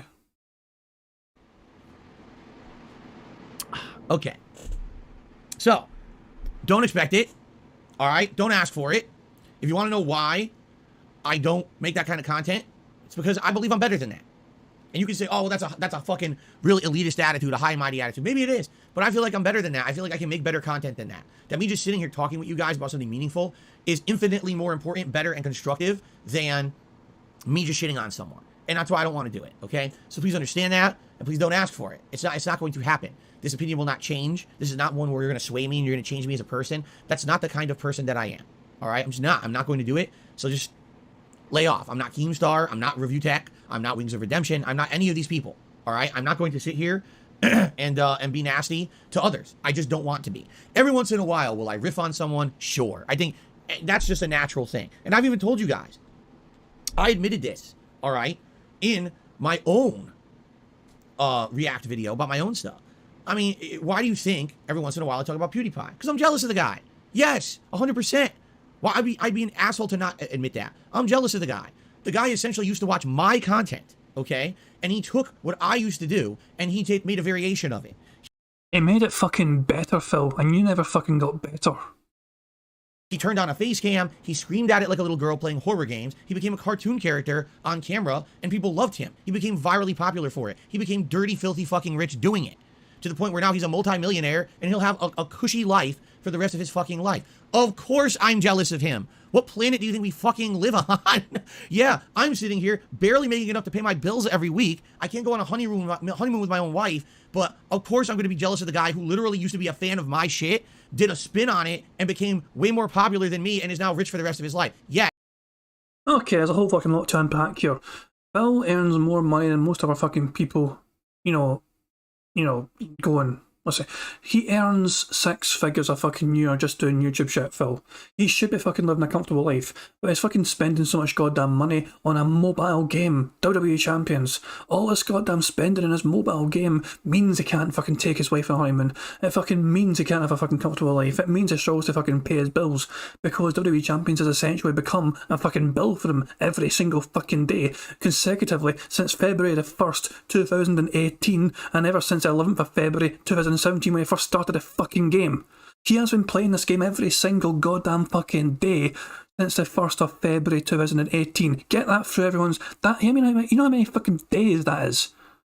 1,634 days, I think it is. I'm just off the top of my head. But I think that's 1,634 days as of today. He's been playing this game consecutively. What's happened in Phil's life since the 1st of February 2018? He got things like married. He's got married during that fucking time. Can you believe that a man gets married and he still fucking spends what is meant to be one of the most important and happiest days of his life fucking trying to get a Hulk Hogan JPEG? Phil? Can you believe that kind of shit happens? I mean, this is what I'm saying though. Phil should be living a fucking far more comfortable life. Most of us will not earn as much money as Phil does doing this shit. I'm perfectly happy with that. Should we be jealous of Phil? Fuck no. Phil gets a whole lot of money for fucking being himself, I guess, you know what I mean? There's a whole lot of stupid people that like throwing money at Phil. That's just the way it is. There's a lot of fucking dumb people out there that Phil and their money are easily parted. I'm not jealous of Phil because I know where that money goes. He fucking blows it all immediately and instantly on some stupid mobile game he's addicted to that he's too fucking ashamed to admit he has an addiction to. They cannot admit anything about. He's too scared to admit the truth because he knows he would find it hard for a lot of his own support and fans to forgive him. Fuck knows if even Kat knows. I've got to imagine that Kat doesn't know.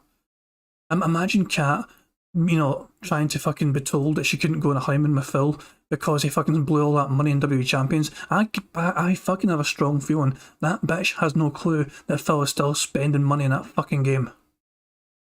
I guarantee she would not really be that fucking happy. And I know she's like some kind of emotionless fucking machine at times where she doesn't seem to have a fucking opinion or a facial expression going on whenever it's a fucking few times I've seen her. But I guarantee you, I don't think she would, I'm pretty certain she would not be fucking happy that Phil is still spending so much fucking money in that goddamn game. This is what I'm saying though. Phil is a lifestyle that he's inflicted upon himself.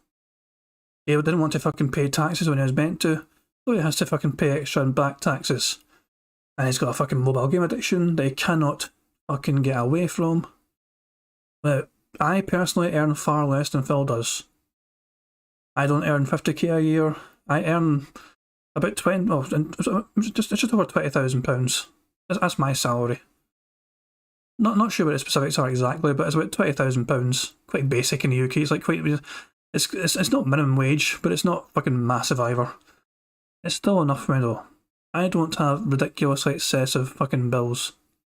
Also, I've still got fucking things to pay for, and I still have bills, and I'm like outstanding shit. But Phil cannot live within his means. This episode where he begs for money. How did you guess Darks to Phil? It's exactly that episode. I just fucking love Phil's jealousy here. Phil's not jealous because PewDiePie has money. Phil's jealous because he's not able to manage his money as well as PewDiePie has. Can you imagine what Phil would have done if he had like PewDiePie's kind of success? He would have just destroyed himself. Phil should not be in charge of his own finances. He is not fiscally responsible to do that. We've seen how much of a damage he's done to himself in his life. And it's not just affecting him, it's affecting his family as well. Can you imagine look at the state of Cat. He would have wasted even more money, probably would have bought, exactly. He would have blown money on like 10 times mobile games, so many cars and shit, yeah. He arguably did what that was success, and he pissed it. Phil was at one time extremely successful on YouTube, and he pissed all that success away, keep in mind. Phil should be living such a comfortable life, even nowadays, even though his fucking income is not as good as it used to be a few years ago. He is still earning thousands and thousands of dollars a month. He is earning 6 figures a year. And it's not enough for Phil. It's never going to be enough for Phil. Because he spends everything he fucking gets as soon as he fucking gets it. And most of it is blown on stupid shit like WWE Champions. I cannot stress that fucking enough. I cannot emphasise that fucking point enough, that his addictions is ruining his life. He can be jealous of PewDiePie's fucking franchise all he wants, but the fact is he cannot take his own wife on a honeymoon because of his own problems, his own addictions, his own faults. It's nothing to do with not having enough money. He had the money and he fucking squandered it. Yes, I will always be jealous of PewDiePie. Even if I don't think I would ever be able to not be. But I'm not going to lie about it, all right? Yes, why do you think I bring him up from time to time? That's why. By the way, I'm pretty sure he knows that. He's talked about me over the years too, right? I'm pretty sure he understands that. He's not upset because I bring him up every once in a while. Anyway, all that being said, I just kicked the camera. All that being said, I just found it interesting that someone actually directly asked me this question. That's my answer to it. No, I'm not going to become a drama creator. No, I'm not going to sit here and just shit on people constantly. Okay? That's not me as a content creator. Okay? All right, let's get to the schedule. We have some very brief news stories to talk about. And then we can maybe, I don't know if we'll have time for Q&A, actually, I'm looking. Well, let's just jump into it. Schedule-wise, what are we doing? I'm back from break, like I said. I'm hoping to be here through Thursday, but it may only be through Wednesday. We'll find out as the week progresses on. I can't really answer that question for you guys as of yet. Okay? Today, Final Fantasy VII returns, which I'm very excited for. I've loved this playthrough every moment we've done it. It's been super fun, very interactive. I love the interactions we're having during it, and you guys are helping me to understand things like not only the lore of the game that I kind of missed out on those times that I played it 20 years ago, but also you're helping me understand gameplay mechanics, how to find secret items and secret abilities, which is really nice because a lot of these I never even got before. Those enemy skills, I know for a fact I didn't have a lot of those when I played this game previously. So this is great, and I'm having a great time with it. Thank you. It's actually been one of the most engaging, supported, and fun playthroughs I've been doing recently. I can't wait to continue it today and hope we can keep that pattern up. As I've told you guys, I know I keep reiterating this, okay? As long as this playthrough continues to get attendance, engagement and support, I will keep it as a main playthrough. And I know a lot of people didn't think it would be. You're going to make that a night stream, right? No, I'll keep this as a main playthrough as long as it keeps getting the level of everything that it's been getting. So hopefully it does, because it has. Up to this point, I have no complaints, okay? Tonight on the late stream, it's Friday Night Fights, which is why I'm wearing my Street Fighter t-shirt. Old school fighting games in the Capcom Fighting Collection, including the Darkstalkers variations, Hyper Street Fighter 2, and Gem Fighter Minimix, also known as Pocket Fighter. I'm excited for that. I always love playing the oldies, okay? Tomorrow, we're doing something completely different. Tomorrow, it is what is in DSP's closet. So it's a special event. We're going to be going in this closet, seeing what's in there. And there's going to be 3 categories that we're going to categorize everything in there. Category number 1, keep it because this is something that I could use in my content or for my business.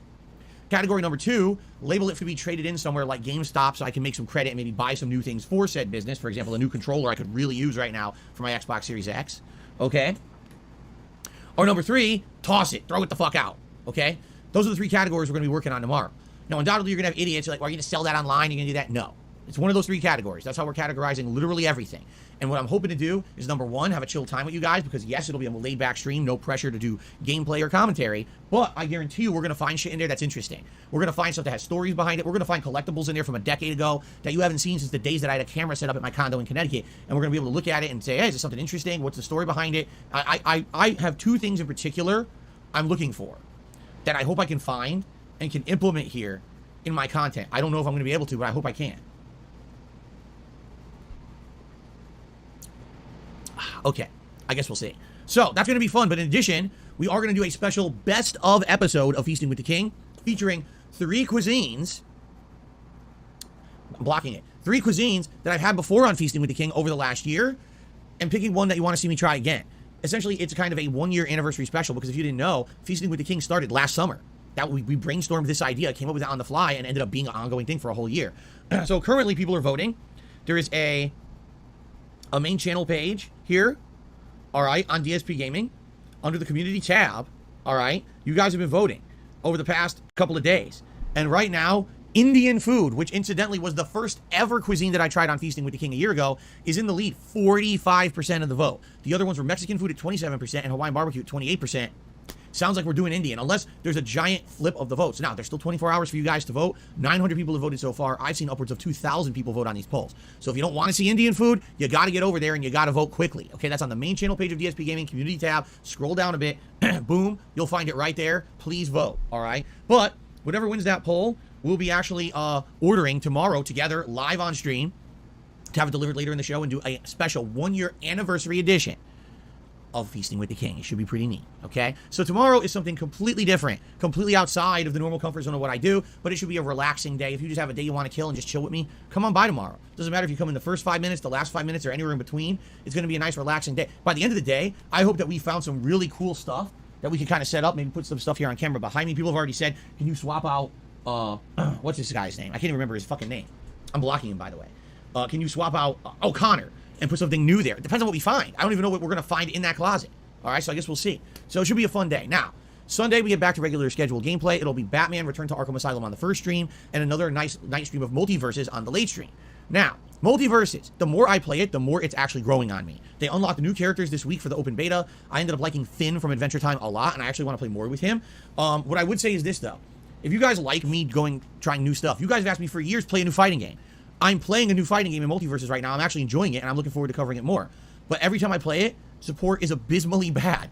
Like, $5, $10 of tips the whole night. And then what happens is last minute, someone ends up...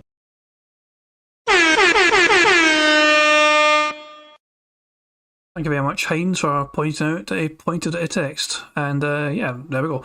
That's another bingo. We've got another diagonal. Voice crack, scat talk, snort, bills, and points at text.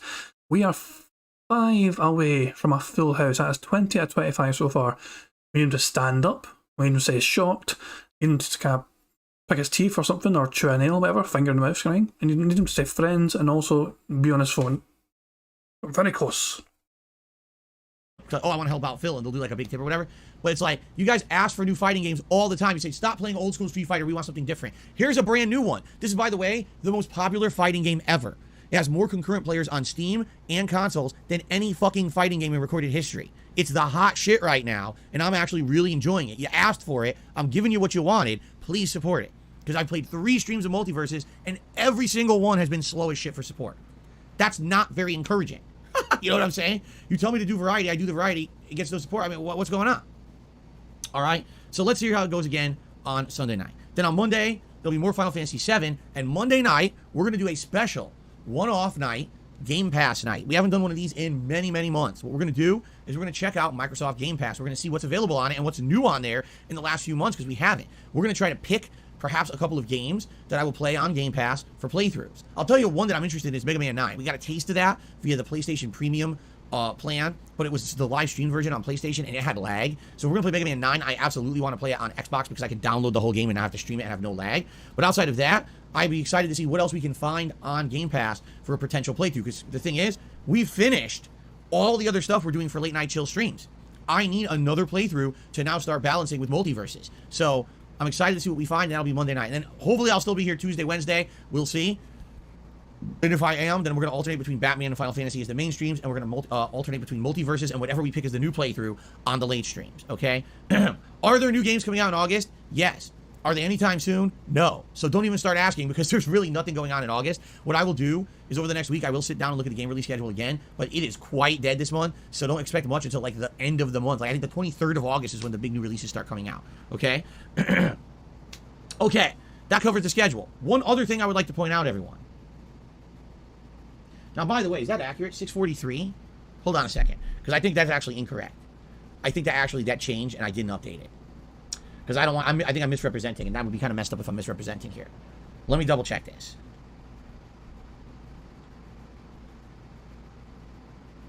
Yes, we're at 640, okay? We are 640 members. The most we ever had was 2 days ago, I want to say. Let me see if this is updated.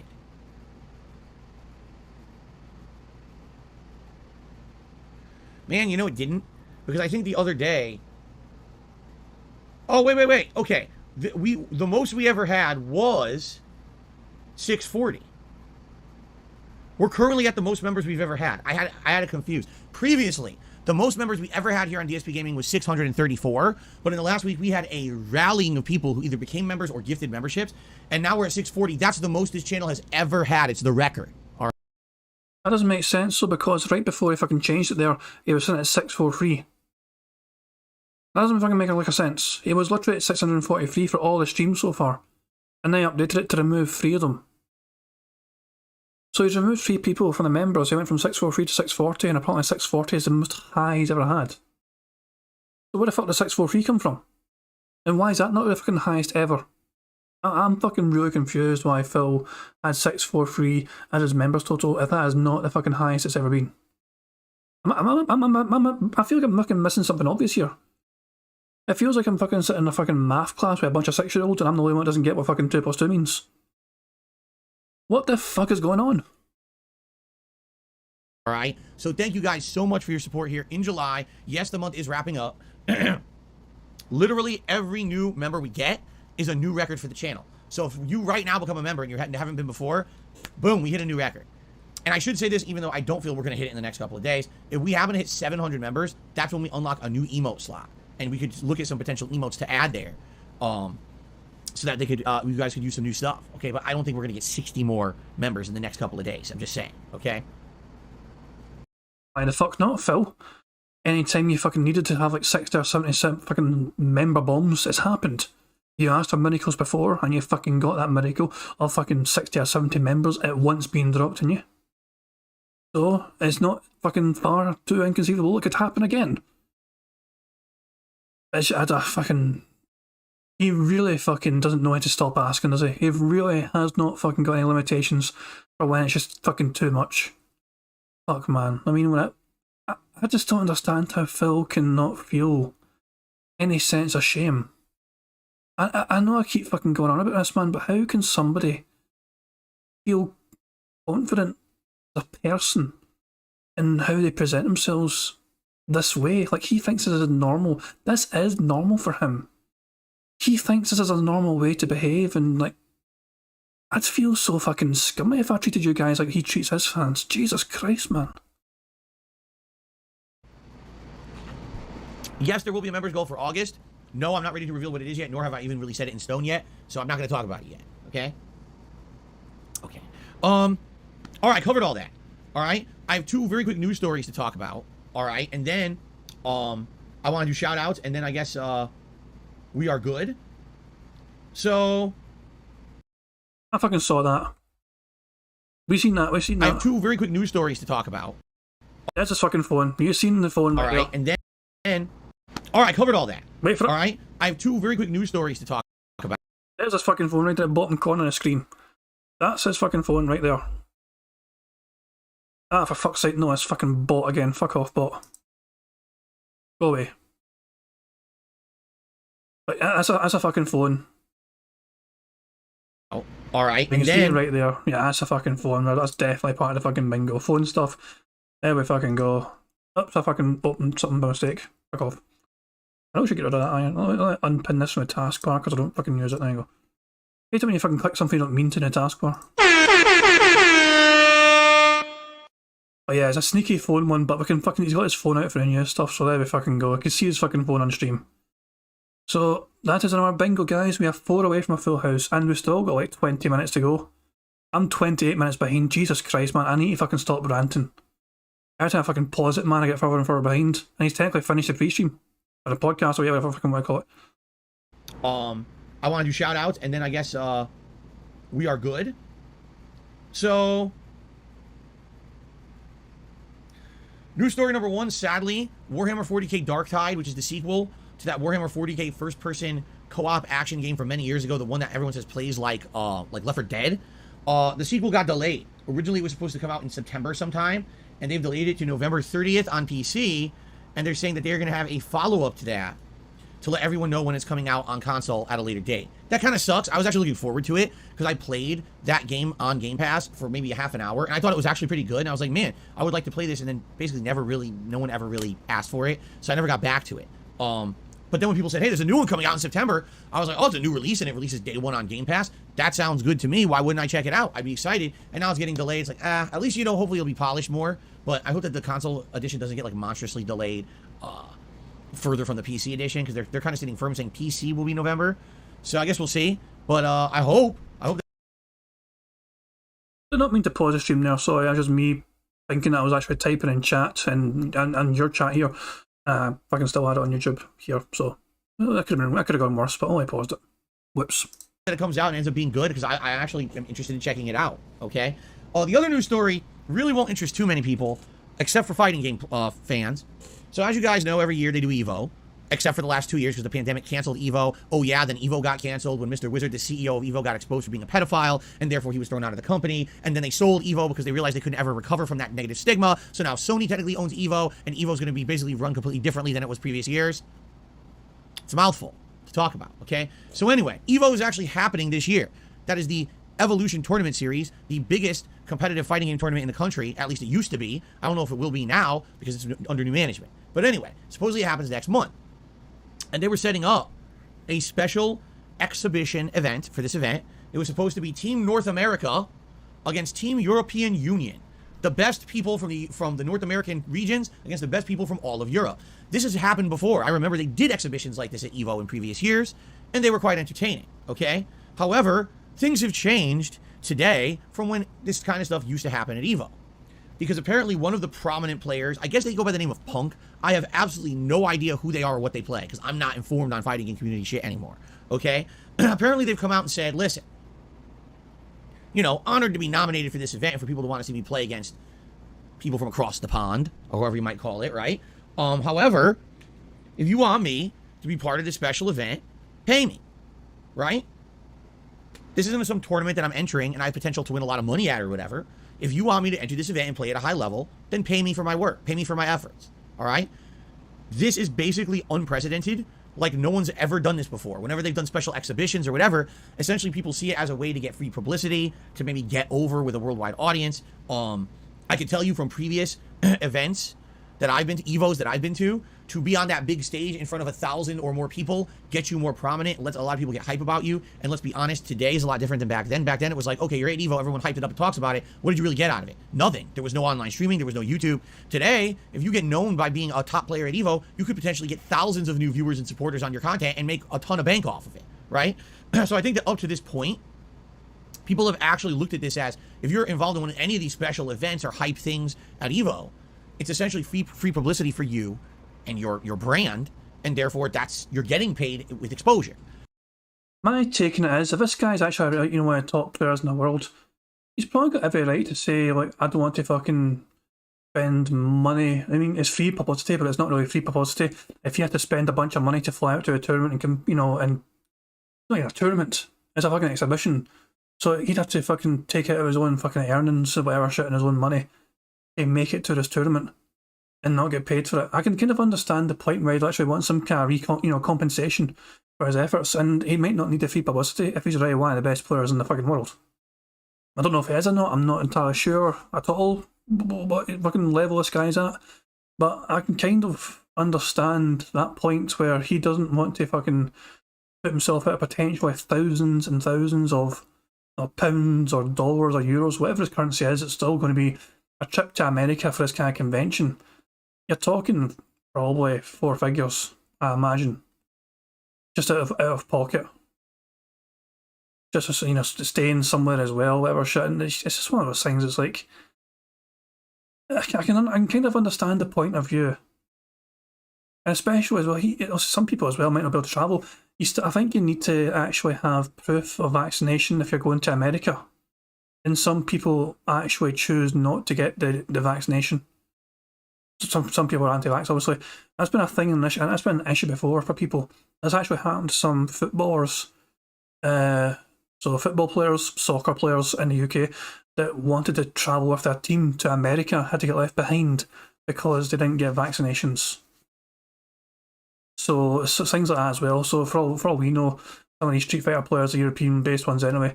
I'd love to go, but I can't because I'm not vaccinated. We don't understand. I should could be one of the possibilities as well. I can kind of understand the point of view where it's like, they want me to fly out there for an exhibition where I'm not getting paid. Nah, I want some compensation. Give me some money for that shit. Well, this guy Punk says, no, I actually want to be paid as if this is work, because for me it is.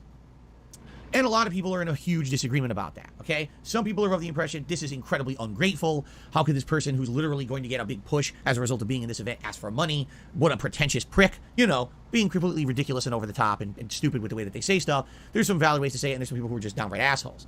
Then there's people on the other side, you know, saying, you know, I think times have changed. You know, these guys are going to these tournaments. They're spending thousands of dollars to fly to them. There's a lot of time and effort is going into it. Let's be honest, when you're going to a competition, okay, you're there to win, right? Maybe Punk is more focused on winning, you know, whatever game he's entering. As people are saying he plays Street Fighter 5, I wouldn't know. Maybe he's more focused on that than some exhibition that literally he gets nothing out of. If he, think about it this way, if Punk enters this exhibition and he dominates and beats every person from the North American team, what does he win? Nothing. Nothing. It's an exhibition. And that, sadly, I hate to say, has always been kind of a running thing about these exhibitions, is they're pointless. They're fun to watch. They hype an event, but See, I wouldn't think of it as a fucking, pointless thing, in my opinion. Obviously, I'm sure it's a great experience, you know what I mean? I'm sure it's a very fun experience to be involved in that kind of shit. Oh, Punk's actually a US-based player. Well, that kind of changes things, then, I guess. But I still think, look, if you're being asked to participate in this tournament, I think you have the right to get compensated for it at least. I'm not saying put up prize money.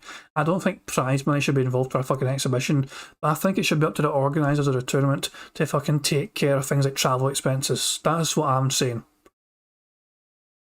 But it sounds like it's just basically up to the people involved getting invited saying, by the way, you pay your own way. I think that's a bit shitty to do, just because it's like, hey, you fucking want me to kind of promote Evo some more for you, and I appreciate the invite, but I'd be appreciative if you can fucking pay for some of this shit. So that's my taking it personally. I'm a clueless fuck who doesn't pay attention to shit, but from the outside looking in, I think at least that the participants of this exhibition deserve travel compensation. It's like Dark Side of Phil saying it's like asking an artist for free work and offering to pay an exposure. It's shitty. That's exactly what Phil does, though. You just completely described Phil's business plan. He gets his fucking dentists to make artwork for him, and he doesn't even give him exposure sometimes. They fucking have to remain anonymous because some of those guys are afraid of being known as a guy that did artwork for Phil. Which is fucking hilarious. Free work for Phil, he doesn't even have to give him exposure because they're fucking afraid they're going to get shit on by the detractors. Ah, hell, man. Yeah, I don't think a prize fund should happen for exhibitions, but at the very least, travel compensation. That's my opinion. Which I know it could be pricey, obviously, for fucking people involved, but that's what these big tournaments fucking have sponsors, don't they? That's what the sponsors are for, to try and fund getting these big names involved. That's how it all fucking works, in my opinion. At least that's I'm a very limited person with this kind of intellect. I've never organised shit like this, but that's how I'd imagine it's meant to go down. But they don't really result in anything concrete for anybody. They're a nice thing to say, I saw it, or I was, but that's kind of the point here, is some people are under the impression maybe he should get paid for it. It's work. You're going to play at a high tournament level. It's work. It's not a charity event. It'd be one thing if it was like an exhibition and it's raising funds for charity. That's not the case. It's supposed to be an exhibition and it hypes Evo. So Evo gets over on it, right? So he wants to be paid for it. I think I kind of understand that today. It's a little different. Again, it wasn't like back in the day where nothing was televised. This guy's now is going to be televised. His gameplay, his work is going to be broadcast to a worldwide audience, essentially for free. I mean, yeah, when he enters the tournament, he signs away the rights to that. That's one of the things that they put in all these tournament contracts. Now, if you sign this contract to enter the tournament, we have the right to record and broadcast your shit everywhere. It's our legal property. So, I don't know. For me, I look at this and I'm like, I kind of see both sides, all right? All I can do is try to put this into a little bit of perspective, all right? Back in the day, I'm talking over 20 years ago, so the dark ages, all right? I went to a tournament called B5. This was before Evo existed. This was the big tournament that the West Coast held. By the way, the people who run Evo ran this tournament. This was Evo before Evo, essentially. Everything was on arcade cabinets at the time. There were no home console versions of these games. And they were going to do a special exhibition. It was to be known as the final major event for Marvel vs. Capcom 1, because MVC 2 had come out, become the prominent game. Everyone was now playing MVC 2 as the competitive game, and MVC 1 was essentially going to be retired from the tournament circuits. I mean, it would still be played, but it would be like an exhibition side tournament. It wouldn't be a major event anymore, okay? So they decided they were going to invite the best people from the country to be in a special final exhibition tournament for Marvel vs. Capcom 1 to determine the ultimate best player at the game, okay? Now, was there any money involved in the event? No. None. There was no reward for winning this thing. It was basically bragging rights. Okay? They invited a few prominent people from New York City, out of which only really one accepted, Arturo Sanchez. Outside of that, like, they tried to invite other people like Eddie Lee, and he didn't want to go because he had already been to West Coast tournaments where he had been completely mistreated. We can go into a whole discussion about that in the future. I don't want to talk about that here. But basically, the top player from the East Coast refused to go, saying, I feel like I'm going to be mistreated and or screwed over if I go to their event like I have been in the past. Okay? So Arturo was basically the guy from New York City who represented everyone in New York City. There was a few other people from New York as well. I think it was Mike D, and maybe one other person who were going to represent New York City. Then they started picking people from Connecticut, and it was Ramaponte and Jose Feliciano were the two people chosen to represent Connecticut, because Connecticut was the other prominent state on the East Coast that was very good at Marvel vs. Capcom 1 in tournaments. Now, at the time, in Connecticut, Rob Aponte and Jose were considered the top two, but I was like third. I was known as like the guy, the runner-up when it came to Marvel 1 in Connecticut. And so, after seeing what had happened with Eddie Lee's treatment at West Coast tournaments, Rob Aponte also decided he didn't want to be a part of this event, and he said he wasn't going to go anymore. Okay? So now, they had to find, you know, another replacement, and I stepped up to the plate and offered, and I had to campaign, because a lot of people weren't sold on the fact that I was going to do well. You know, I didn't really have much tournament wins. I had won some locals, but anytime that I faced like Rob Aponte or Jose in a tournament, I usually lost to them. So people were more under the impression that, you know, maybe there was other better people. I don't know. But I campaigned, and eventually I was accepted as the second guy from Team Connecticut who would go and represent Connecticut in this tournament, okay? And I had to fight for it. It wasn't easy. I basically, you know, I had to really try to make my name known online and say, no, listen, anyone in Connecticut will tell you I'm one of the best. You guys may not have heard of me. This was before I was even prominent in the fighting game community. That's how old we're talking about, okay? So finally, they said, yes, you know, Phil will be the second representative for Connecticut and everything, okay? So, again, it's an exhibition. It's not meant to be a real tournament with prizes or whatever. We fly out there. We spend tons of money to go to California from Connecticut. It's expensive as shit. You got a cross-country round-trip plane ticket, hotel costs, food costs. I probably spent thousands of dollars on this trip to go out and represent Connecticut in this exhibition event, okay? They start the event, all right? The first person that I'm chosen to play is a Japanese player. Now, I didn't know if the Japanese were any good at Marvel. They weren't. I didn't know that at the time. I think his name was White. That's what he went by back then. And we're talking over 20 years ago. I have no idea if this guy even still plays Street Fighter. But I basically literally wiped the fucking floor with him. I dominated him the entire time and felt bad at the end that I beat him so badly. I was kind of like, do you guys even play this game competitively in Japan? Because I was shocked. I always heard the Japanese were so ridiculously good at fighting games. How were they so bad?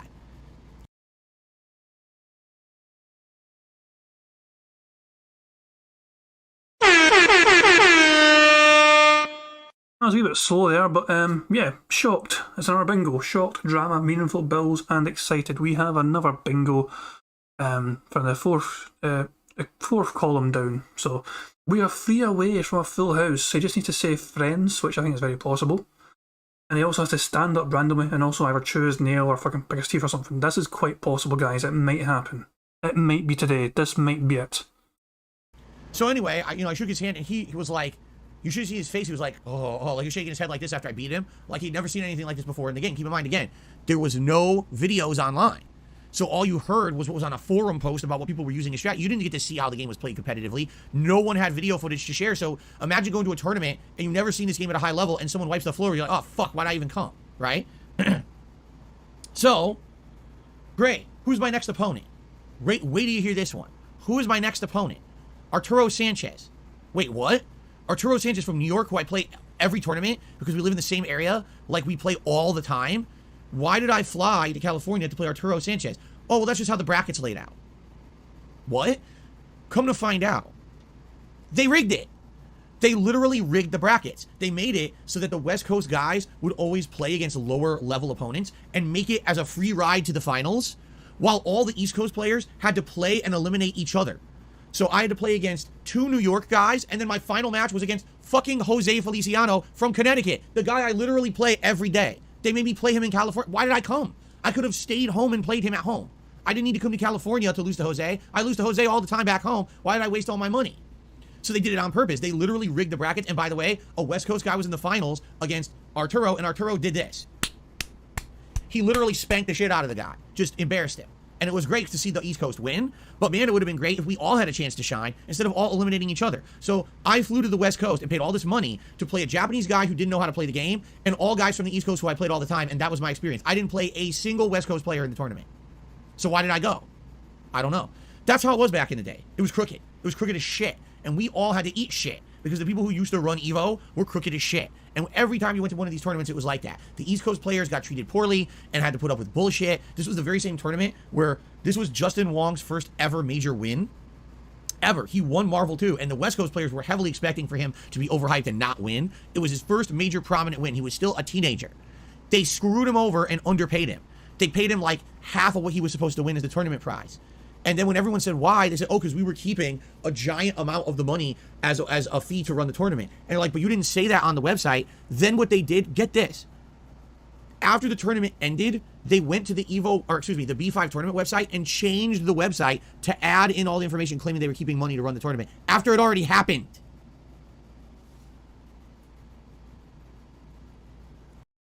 He's had so many chances to say friends. Why the hell is he not saying friends? You think he's going to fucking play these guys all the time? You'd think they'd be his friends if he fucking plays them all the fucking time. And yet he's not used that word once. I mean, also, you don't, maybe they're not friends, but they fucking... I mean, if you plays fucking somebody at the game all the goddamn time, it's not exactly a kind... There must be some sort of friendship there. If you didn't like the motherfucker, you wouldn't fucking play them all the fucking time. Even if there's a fucking rivalry there, you still fucking consider them kind of a friend if you fucking play a video game with them all the goddamn time. Even if it's not really a fucking proper friend, they're still like a fucking video game friend. They're a Marvel v Capcom friend. They're kind of a friend if you fucking play a game with them all the goddamn fucking time. And yet he's not used that word once. Why? Anyway, just one of the many reasons why I don't like that particular group of people who have run EVO forever, okay? But do you see the difference between back then and now? Literally, we did it for the love of the game. Even if we went and won this exhibition, what did we get for it? Nothing. Maybe some bragging rights online. We had no money to be gained from it. We had no prominence. We had absolutely nothing. And we all did it anyway because we loved the game. It was our hobby. It was a way that we felt that we had some cool competition and meaning to our lives, when outside of that, we all had pretty mundane lives. You know, we all just kind of had jobs and normal shit going on. And playing Street Fighter kind of made us feel special. Kind of made us feel like maybe we are a little bit of hot shit, at least in a tiny, isolated circle of the planet. Again, before there was YouTube or Twitch or anyone who would even ever seen our gameplay. It was kind of a nice thing to be able to brag about being one of the top players in a fighting game. Fast forward to 2022, things are much different now. Now it's big business. You know, I don't think that B5 made giant money off of us being there for a Marvel vs. Capcom 1 exhibition. I don't think they made anything out of it. They potentially could make big money on a North America versus European Union special exhibition event. So maybe those players should be paid for their efforts in some way, whether it is financially, whether it's something else. Maybe there's an agreement that they get something out of it long term, a contract or something to be at tournaments and get paid. I don't know. But for me, you know, basically today, you will turn into an internet celebrity if you play well at a fighting game tournament. It wasn't like that back then. You know, times change. So I'll be honest with you guys. Originally, when I heard the story, I saw a lot of people saying stuff like, oh, don't worry about the bag. Ignore the bag and do it for the love of the game. Yeah, but also there's a bag now. Like, there's actually is a bag. I think the people who did it for the love of the game back in the day did it for the love of the game because that's all there was, right? Now there is a bag involved to grab, so grab the bag while you're also doing it for the, you know what I mean? Now, if there's someone out there who's an absolute sellout, that's different. But I think these are people who are already prominent top players, you know? I hate to say it, but things like EVO have really gotten over. And I'm not saying that it's hard work, that they don't do hard work to run their tournament series. I'm just saying, if it's not for the top players coming, there would be no EVO. So maybe EVO should actually compensate them for doing stuff to promote them. There you have it. Okay, let's do shoutouts. We start off today with Snow Carl doing a $1.50 tip. He says, do you think you're focused on the mythical on-demand audience? The mythical on-demand audience. They're mythical now. Apparently they're like, they're Greek creatures, you know, like unicorns and fucking cyclops. Might be harmful for your overall career. 99% of your active fan base are stream viewers exclusively. Wouldn't it make sense to focus on us and leave the archives up? Thanks. What does that even mean? Leave the archives up? The on-demand videos are your fucking archives, you fucking dent-headed dick. Huh?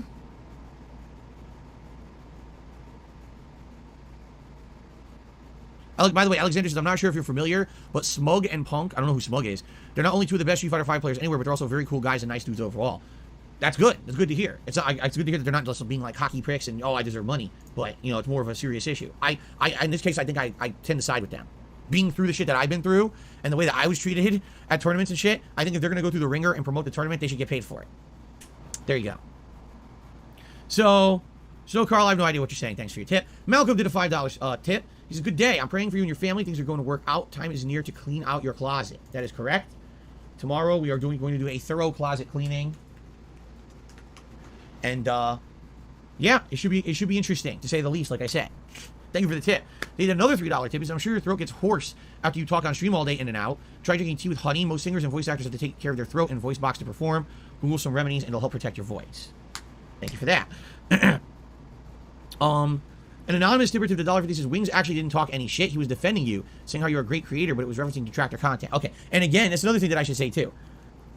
it's funny because people are like, well, why don't you just talk shit about Wings all day or whatever? He talks shit about you. It's like, you have to understand, I don't watch Wings' content. I don't. I'm not going to watch Wings' content, okay? People could literally be making that shit up. Or this person tipping could be making shit up. I don't know. I think it's like everything. You have to watch it for yourself and judge it objectively. I can't judge it objectively if I don't watch it myself, and I'm not going to watch it because I have no interest in watching other content creators' shit. I just don't watch it at all. I'm not slamming Wings saying, oh, I don't, he doesn't make good content. I wouldn't know. I'm not going to watch it, you see? So it's all hearsay. He said, she said, you did this. Who fucking knows or cares? I don't care. I'm above that shit. I just want to make my own content. I don't want to deal with everyone else's, you see? Okay. That one Doom guy tipped me $4.20 and asked, do I have a son? I work with this kid that's the spitting image of me. Really? You work with a child who has a very thinning hairline, slicked back hair, and a goatee that's completely white, and it looks splotchy because of that, and has jowls when he goes like that? If so, that child should immediately seek medical attention. Good Lord. That's really disturbing to hear, man. Like, holy shit. 2 seconds, guys. Just let me do this. And a goatee that's completely white, and it looks splotchy because of that. 2 seconds. Just let me do this. 2 seconds. Don't mind me. Don't mind me. And has jowls when he goes like that? If so, that child... Okay, I'm done. I just wanted to do that in slow motion. Should immediately seek medical attention. Good Lord. That's really disturbing to hear, man. Like, holy shit. But anyway, to my knowledge, no, I don't have any children out there. Okay. Let's see here. I was trying to think if there's anything else I want to talk about. Not really. I think we covered everything, actually, that I really wanted to touch upon today. And we're just about out of time for the pre-stream. Okay? Does anyone have a quick question or anything they would like to ask? You want to tag me in the chat? I'm open to that. If we do it briefly, but we have to do it briefly. I don't want to be doing this all day. Oh, what's up, Jade? He says he went to see DC's Super Pets movie. I'm curious if it was any good, because it definitely seemed to me like it's absolutely, positively, 100% spun. Excuse me, that's absolutely disgusting. Spun as a children's flick. Like, I don't think it's meant to be a serious DC Comics flick. But then again, I don't know if you guys are aware of this, but are you aware that the Super Pets really are DC Comics characters, had their own lines of comics, and were canon in the DC universe? Crypto the dog actually helps Superman in the real Superman comics sometimes. I know, figured that one out. But I'm just curious if it was any good or if it was like a really kiddie style movie, you know. Anyway,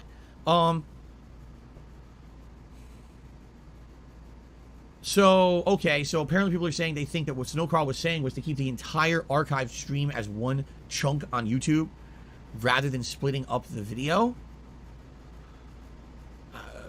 I don't know what benefit that would have. The way I do it, it's not like it's negatively affecting the channel at all by making it private after the fact. It doesn't. I don't know about that, Phil. You've not actually tried it. Phil cannot actually confirm to say it's having a fucking negative impact doing what he does now because he's never actually fucking tried, not bother clipping everything individually as separate videos. If he just kept it all up as entirely just a stream archive on his own, if he just fucking done a whole stream and then just fucking kept that shit up there and there, he didn't have to fucking record anything, it would save him time. He would retain the fucking likes on that stream from before, he'd retain all the views as well before, and that would elicit more money, I think. You've got to imagine that the fucking live stream views, not only live at the time, but after the fact for people to fucking watch fucking the gameplay back, you know, would probably do well. And it would get him more money overall, I think, than separate videos which get very poor views. But then again, you have to fucking remember that Phil has these unrecorded segments, which he's very fucking anal about, and he's like, I can't record this bit because I'm going to beg for money right now. He's like, but guys, please remember, I really want to wear a hat tonight. We're so close to the hat goal, we're only $90 away from the hat goal. So please tip if you want to see me wear a fucking bison hat for Street Fighter tonight. For fucking garbage. All that shit's usually unrecorded, you know, so sometimes it slips into the fucking live recordings when he's desperate, but you know what I mean. Was it? I don't know. You're confusing me. I don't get it. Have I heard of Game Pass rewards? You can earn points and then convert them into Xbox digital credits. Yes, B-Boy Cyclone. I think I have enough for like $10 or something like that. So, as I continue to use Game Pass more and more, over the years, maybe I'll save up enough to finally buy one game in like 5 more years. Snow Carl, that is completely incorrect. Privating a video does not remove views from an algorithm. Doesn't even make any sense what you're saying. Deleting a video will do that. Actually, I'm going to have to agree with Snow Carl. I'm pretty sure if you private a video, it doesn't. Yeah, I'm certain private videos does do that to you, though. In fact, Phil is proof. Remember when you fucking got copyrighted strike? I'm pretty sure he privated a bunch of videos before in the past, and it affected his views massively. Well, he deleted a bunch of them, to be fair. I think he also deleted them because he was afraid of he was applying advice. But privating videos does affect the algorithm. This is a fucking interesting face. Okay, fine, I'll screen cap it. Let me go full screen, and then let me fucking capture it. 2 seconds, guys. Give me a second here. I need to capture this fucking face. I'm only going to focus on the face itself. Jesus Christ, man, what a fucking face that is. I wish it was better image quality. It's the best I can do. Maybe I can upscale it or something. I'll try and put it for an upscaler and see. Guys, is it smug? Do we call it a smug face? Smug DSP. Okay, I'm going to call it smug DSP. Guys, it's almost some sort of... I can say that again without tripping over my own bloody tongue. If somebody knows a good website for image like upscaling, let us know. Privating a video does not. It's completely false. Okay. Lieutenant Colonel Eric King, I don't know. I don't watch current content on YouTube. He says, who would I consider a prominent current YouTuber? I don't know. At one point you would have said it was Ninja, but even him I don't think is prominent anymore. You don't really hear many people talking or mentioning him anymore. Who would be considered one of the more prominent content creators right now? You guys would answer that, not me. I don't watch it. Jade says that it was fun and funny. He liked it. Oh, there you go. TikTok. Oh, there you go. Mr. Beast. There's an example, I guess. Mr. Beast. He'd be one of the big prominent guys, I guess. I guess that's a good example. Have I ever been to gun range and shot a gun? No, I have not. Would I be interested in going? Maybe one day, but I'm not rushing. I'm not a gun nut. Just like everything, there's people who have things as different hobbies. Some people are into cars. Some people are into guns. I was never into stuff like that. I was always into, like, comic books, video games, you know. I was that kind of a kid. Paris Solo did a super test saying, could an Evo trip be a goal next year for us to race? No. No. I'm not going to Evo before I go on a honeymoon with my wife. Fuck no. That's not happening. So, no. I would say... First and foremost, the primary focus has to be improving my setup, getting a replacement PC, then getting that working, getting a better camera, doing all that stuff. Once the business is secure, then if we wanted to look at something bigger picture, we could. But no, it's not going to be a trip to Evo when I haven't even, you know, been able to do normal life shit, right? Fuck that. Well, I bring back retired Game Pass playthroughs like Flight Sim, Hades, Outer Wilds. Outer Wilds I'm not interested in. We tried it. It didn't work. Outer Wilds failed as a playthrough. People were bored to tears, including me. So there's no reason to ever play that again. Flight Sim, that was a nice chill playthrough when we did it. But I don't know, we'd have to find more interesting things to do because just flying over random areas isn't that interesting. Having landmarks and things to find and fly over is interesting. So if they've added more content that's more like curated content, meaning, they put more details of landmarks and stuff, maybe I would consider doing that again, but it wouldn't be a long-term thing. Hades, I think that kind of ran its course. We played the hell out of it. I don't think I would probably go back and play that at this point. I don't know anything about Marvel changing Namor's backstory. I can't comment on it. Okay. B-Boy Cyclone says, try the new power washing game on Game Pass. It's chill different. Maybe I would. It's on Game Pass. I didn't even know that. If you guys wanted to see that, maybe that's something we could do this week. Okay. Guys, thank you so much for another fun edition of the Level 1 Podcast. We covered a lot, and we got just in time here. Thank you. Good stuff. Remember, if anything you take out of this podcast, right now, DSP Gaming needs your buy-in for engagement. That means liking the streams, liking the videos you watch, leaving comments on them. I need help with that right now. I need to get engagement back up on this channel so that more people can find it, so that we can get more subs, so that we can get more views. You understand? It all goes hand in hand. And we have had that wane in the last couple of months with no new releases. If you're here and you're watching the content, please, if you can do those things, please do. It's easy to do, it's free, and it helps the channel. Fair enough? Thank you all. And one final thing. Again, I am looking for an outro to this show. If anyone is interested in trying to do some kind of an animation or even just a splash screen that says thanks for watching, you know, the Level 1 Podcast, I would love that, because right now it's just like, oh, hey, we're done, bye, and then I leave, and it's like, I would rather have something a little bit more professional. Okay, guys, thank you. Until tomorrow. All right. Let's switch over here, guys. I'm going to take a brief break to use the restroom. It won't be super long or anything like that. I cannot wait to jump back into Final Fantasy VII, because remember, we just started Disc 2. So we're in a whole new area of the map, all new enemies, all new exciting stuff going on. And you guys have been awesome as an audience for this playthrough. I cannot wait to play more today with you and chill with you. All right? So, like I said, let's take a brief break, just a few minutes. I'll be right back, and then it will be time for Final Fantasy VII. I'll see you in just a few. Awesome. Oh, he's going to play music. He's going to play music. Wait for it. Is that a mole man? Fuck off. We can actually fast forward through all the music. So actually, I probably should just unmute it. But then skip right ahead. Nope. Here we go.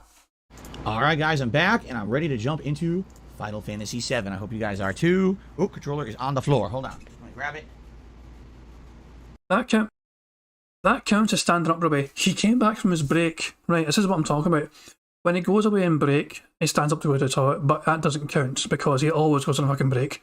But the fact of the matter is, he came back, started again, and then had to stand up again for his controller, which definitely counts as part of the fucking, bingo. So we're still playing, and we've got another one. We've got stands up. We are so close. And that, of course, that's another fucking bingo, so. In fact, it's a double bingo. We have 23 out of 25, and we still might get this. He just has to fucking chew his fucking little hoof or something, or pick his teeth, and also say friends, which is definitely possible. He's like, let's get started, friends. He sometimes calls chat his friends. It's kind of weird. So he might do that this time.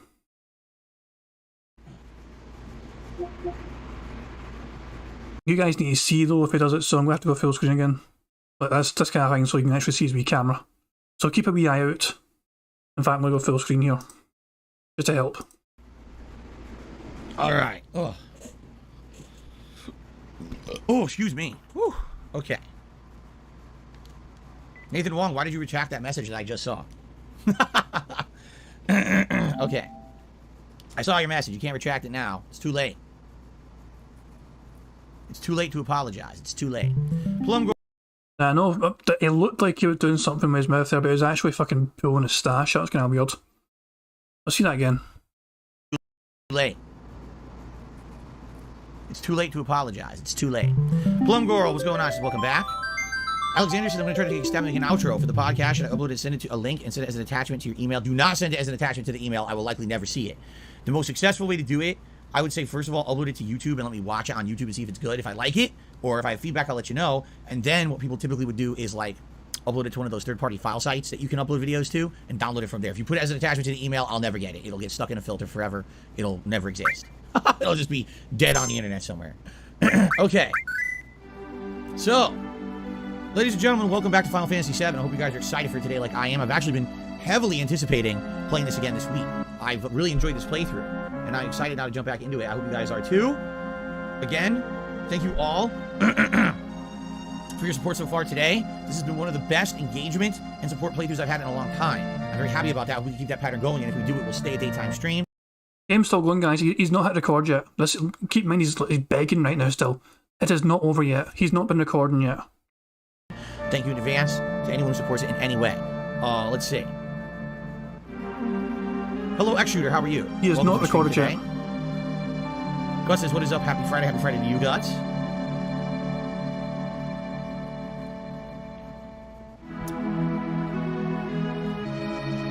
Okay. No, you cannot retract a message from my mind. It will never be retracted from my mind. It is there forever, stuck. An eternal highlight in the head. Okay. Alright, we ready? Hello, Ultimate Shadow. This is another great stream. It will be. I hope so. Alright, here we go. Ladies and gentlemen. Alright, now it's game over. Now it's goddamn game over. It's a shame, but it is what it is. Okay. Welcome back to Final Fantasy VII. How's everyone? I hope you've been doing well and you're ready for more. It's been a bit since I played it. You know, in the last week I've been busy juggling a lot.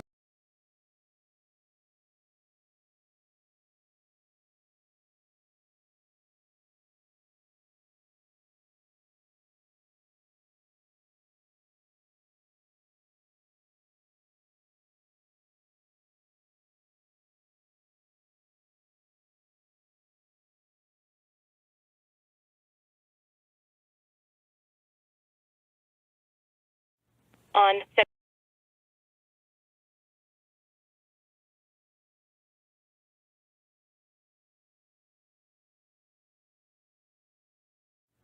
On September 14th, a pre-authorized payment of $16.51 from PayPal.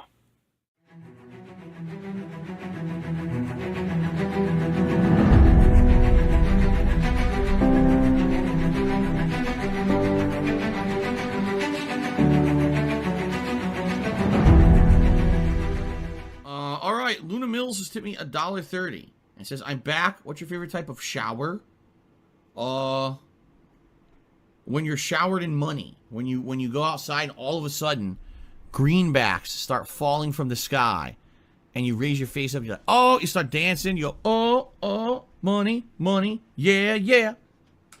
All right, I don't know what the hell you're talking about, but thank you for the first tip of the day.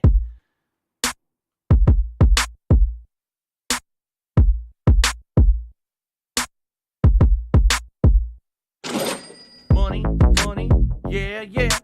Money, money, oh, money, money, yeah, yeah.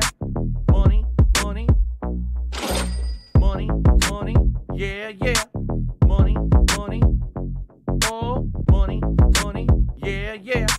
These contributions are mandatory. Money, money, yeah, yeah. Money, money, oh, money, money, yeah, yeah. Money, money, money, money, yeah, yeah.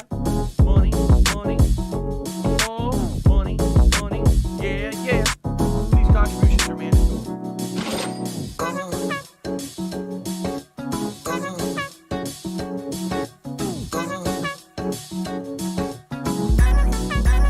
Show me the money.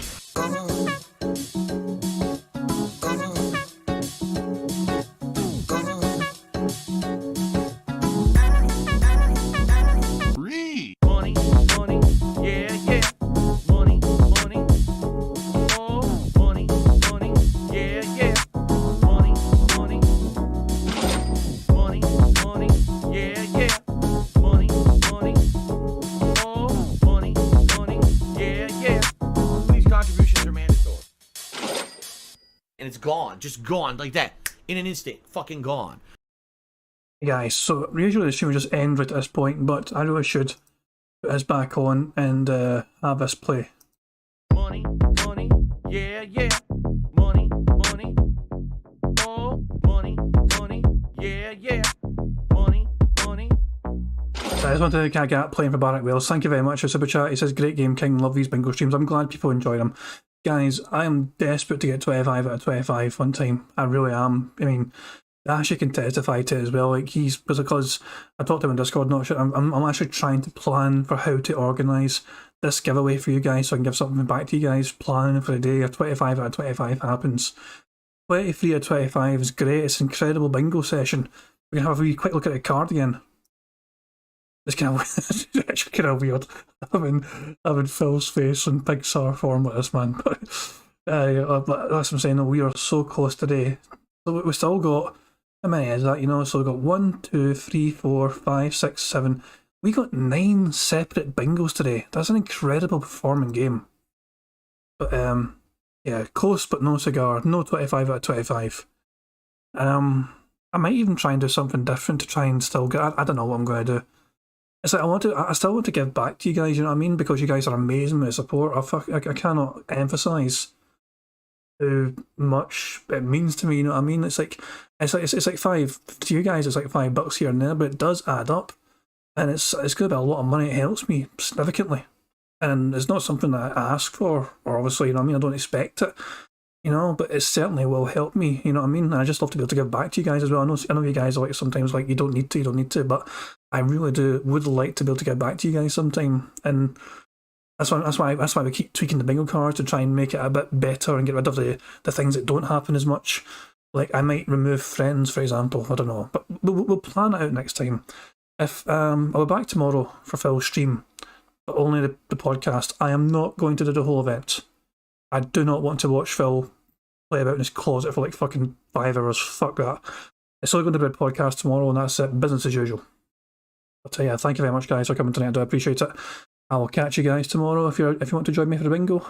And yeah, guys, thank you very much again, everyone, even for subscribing, for super chatting, for playing along with the bingo, for keeping me right I really do appreciate it, guys. Thank you very much. Love you all. And have a good start to your weekend. Cheerio.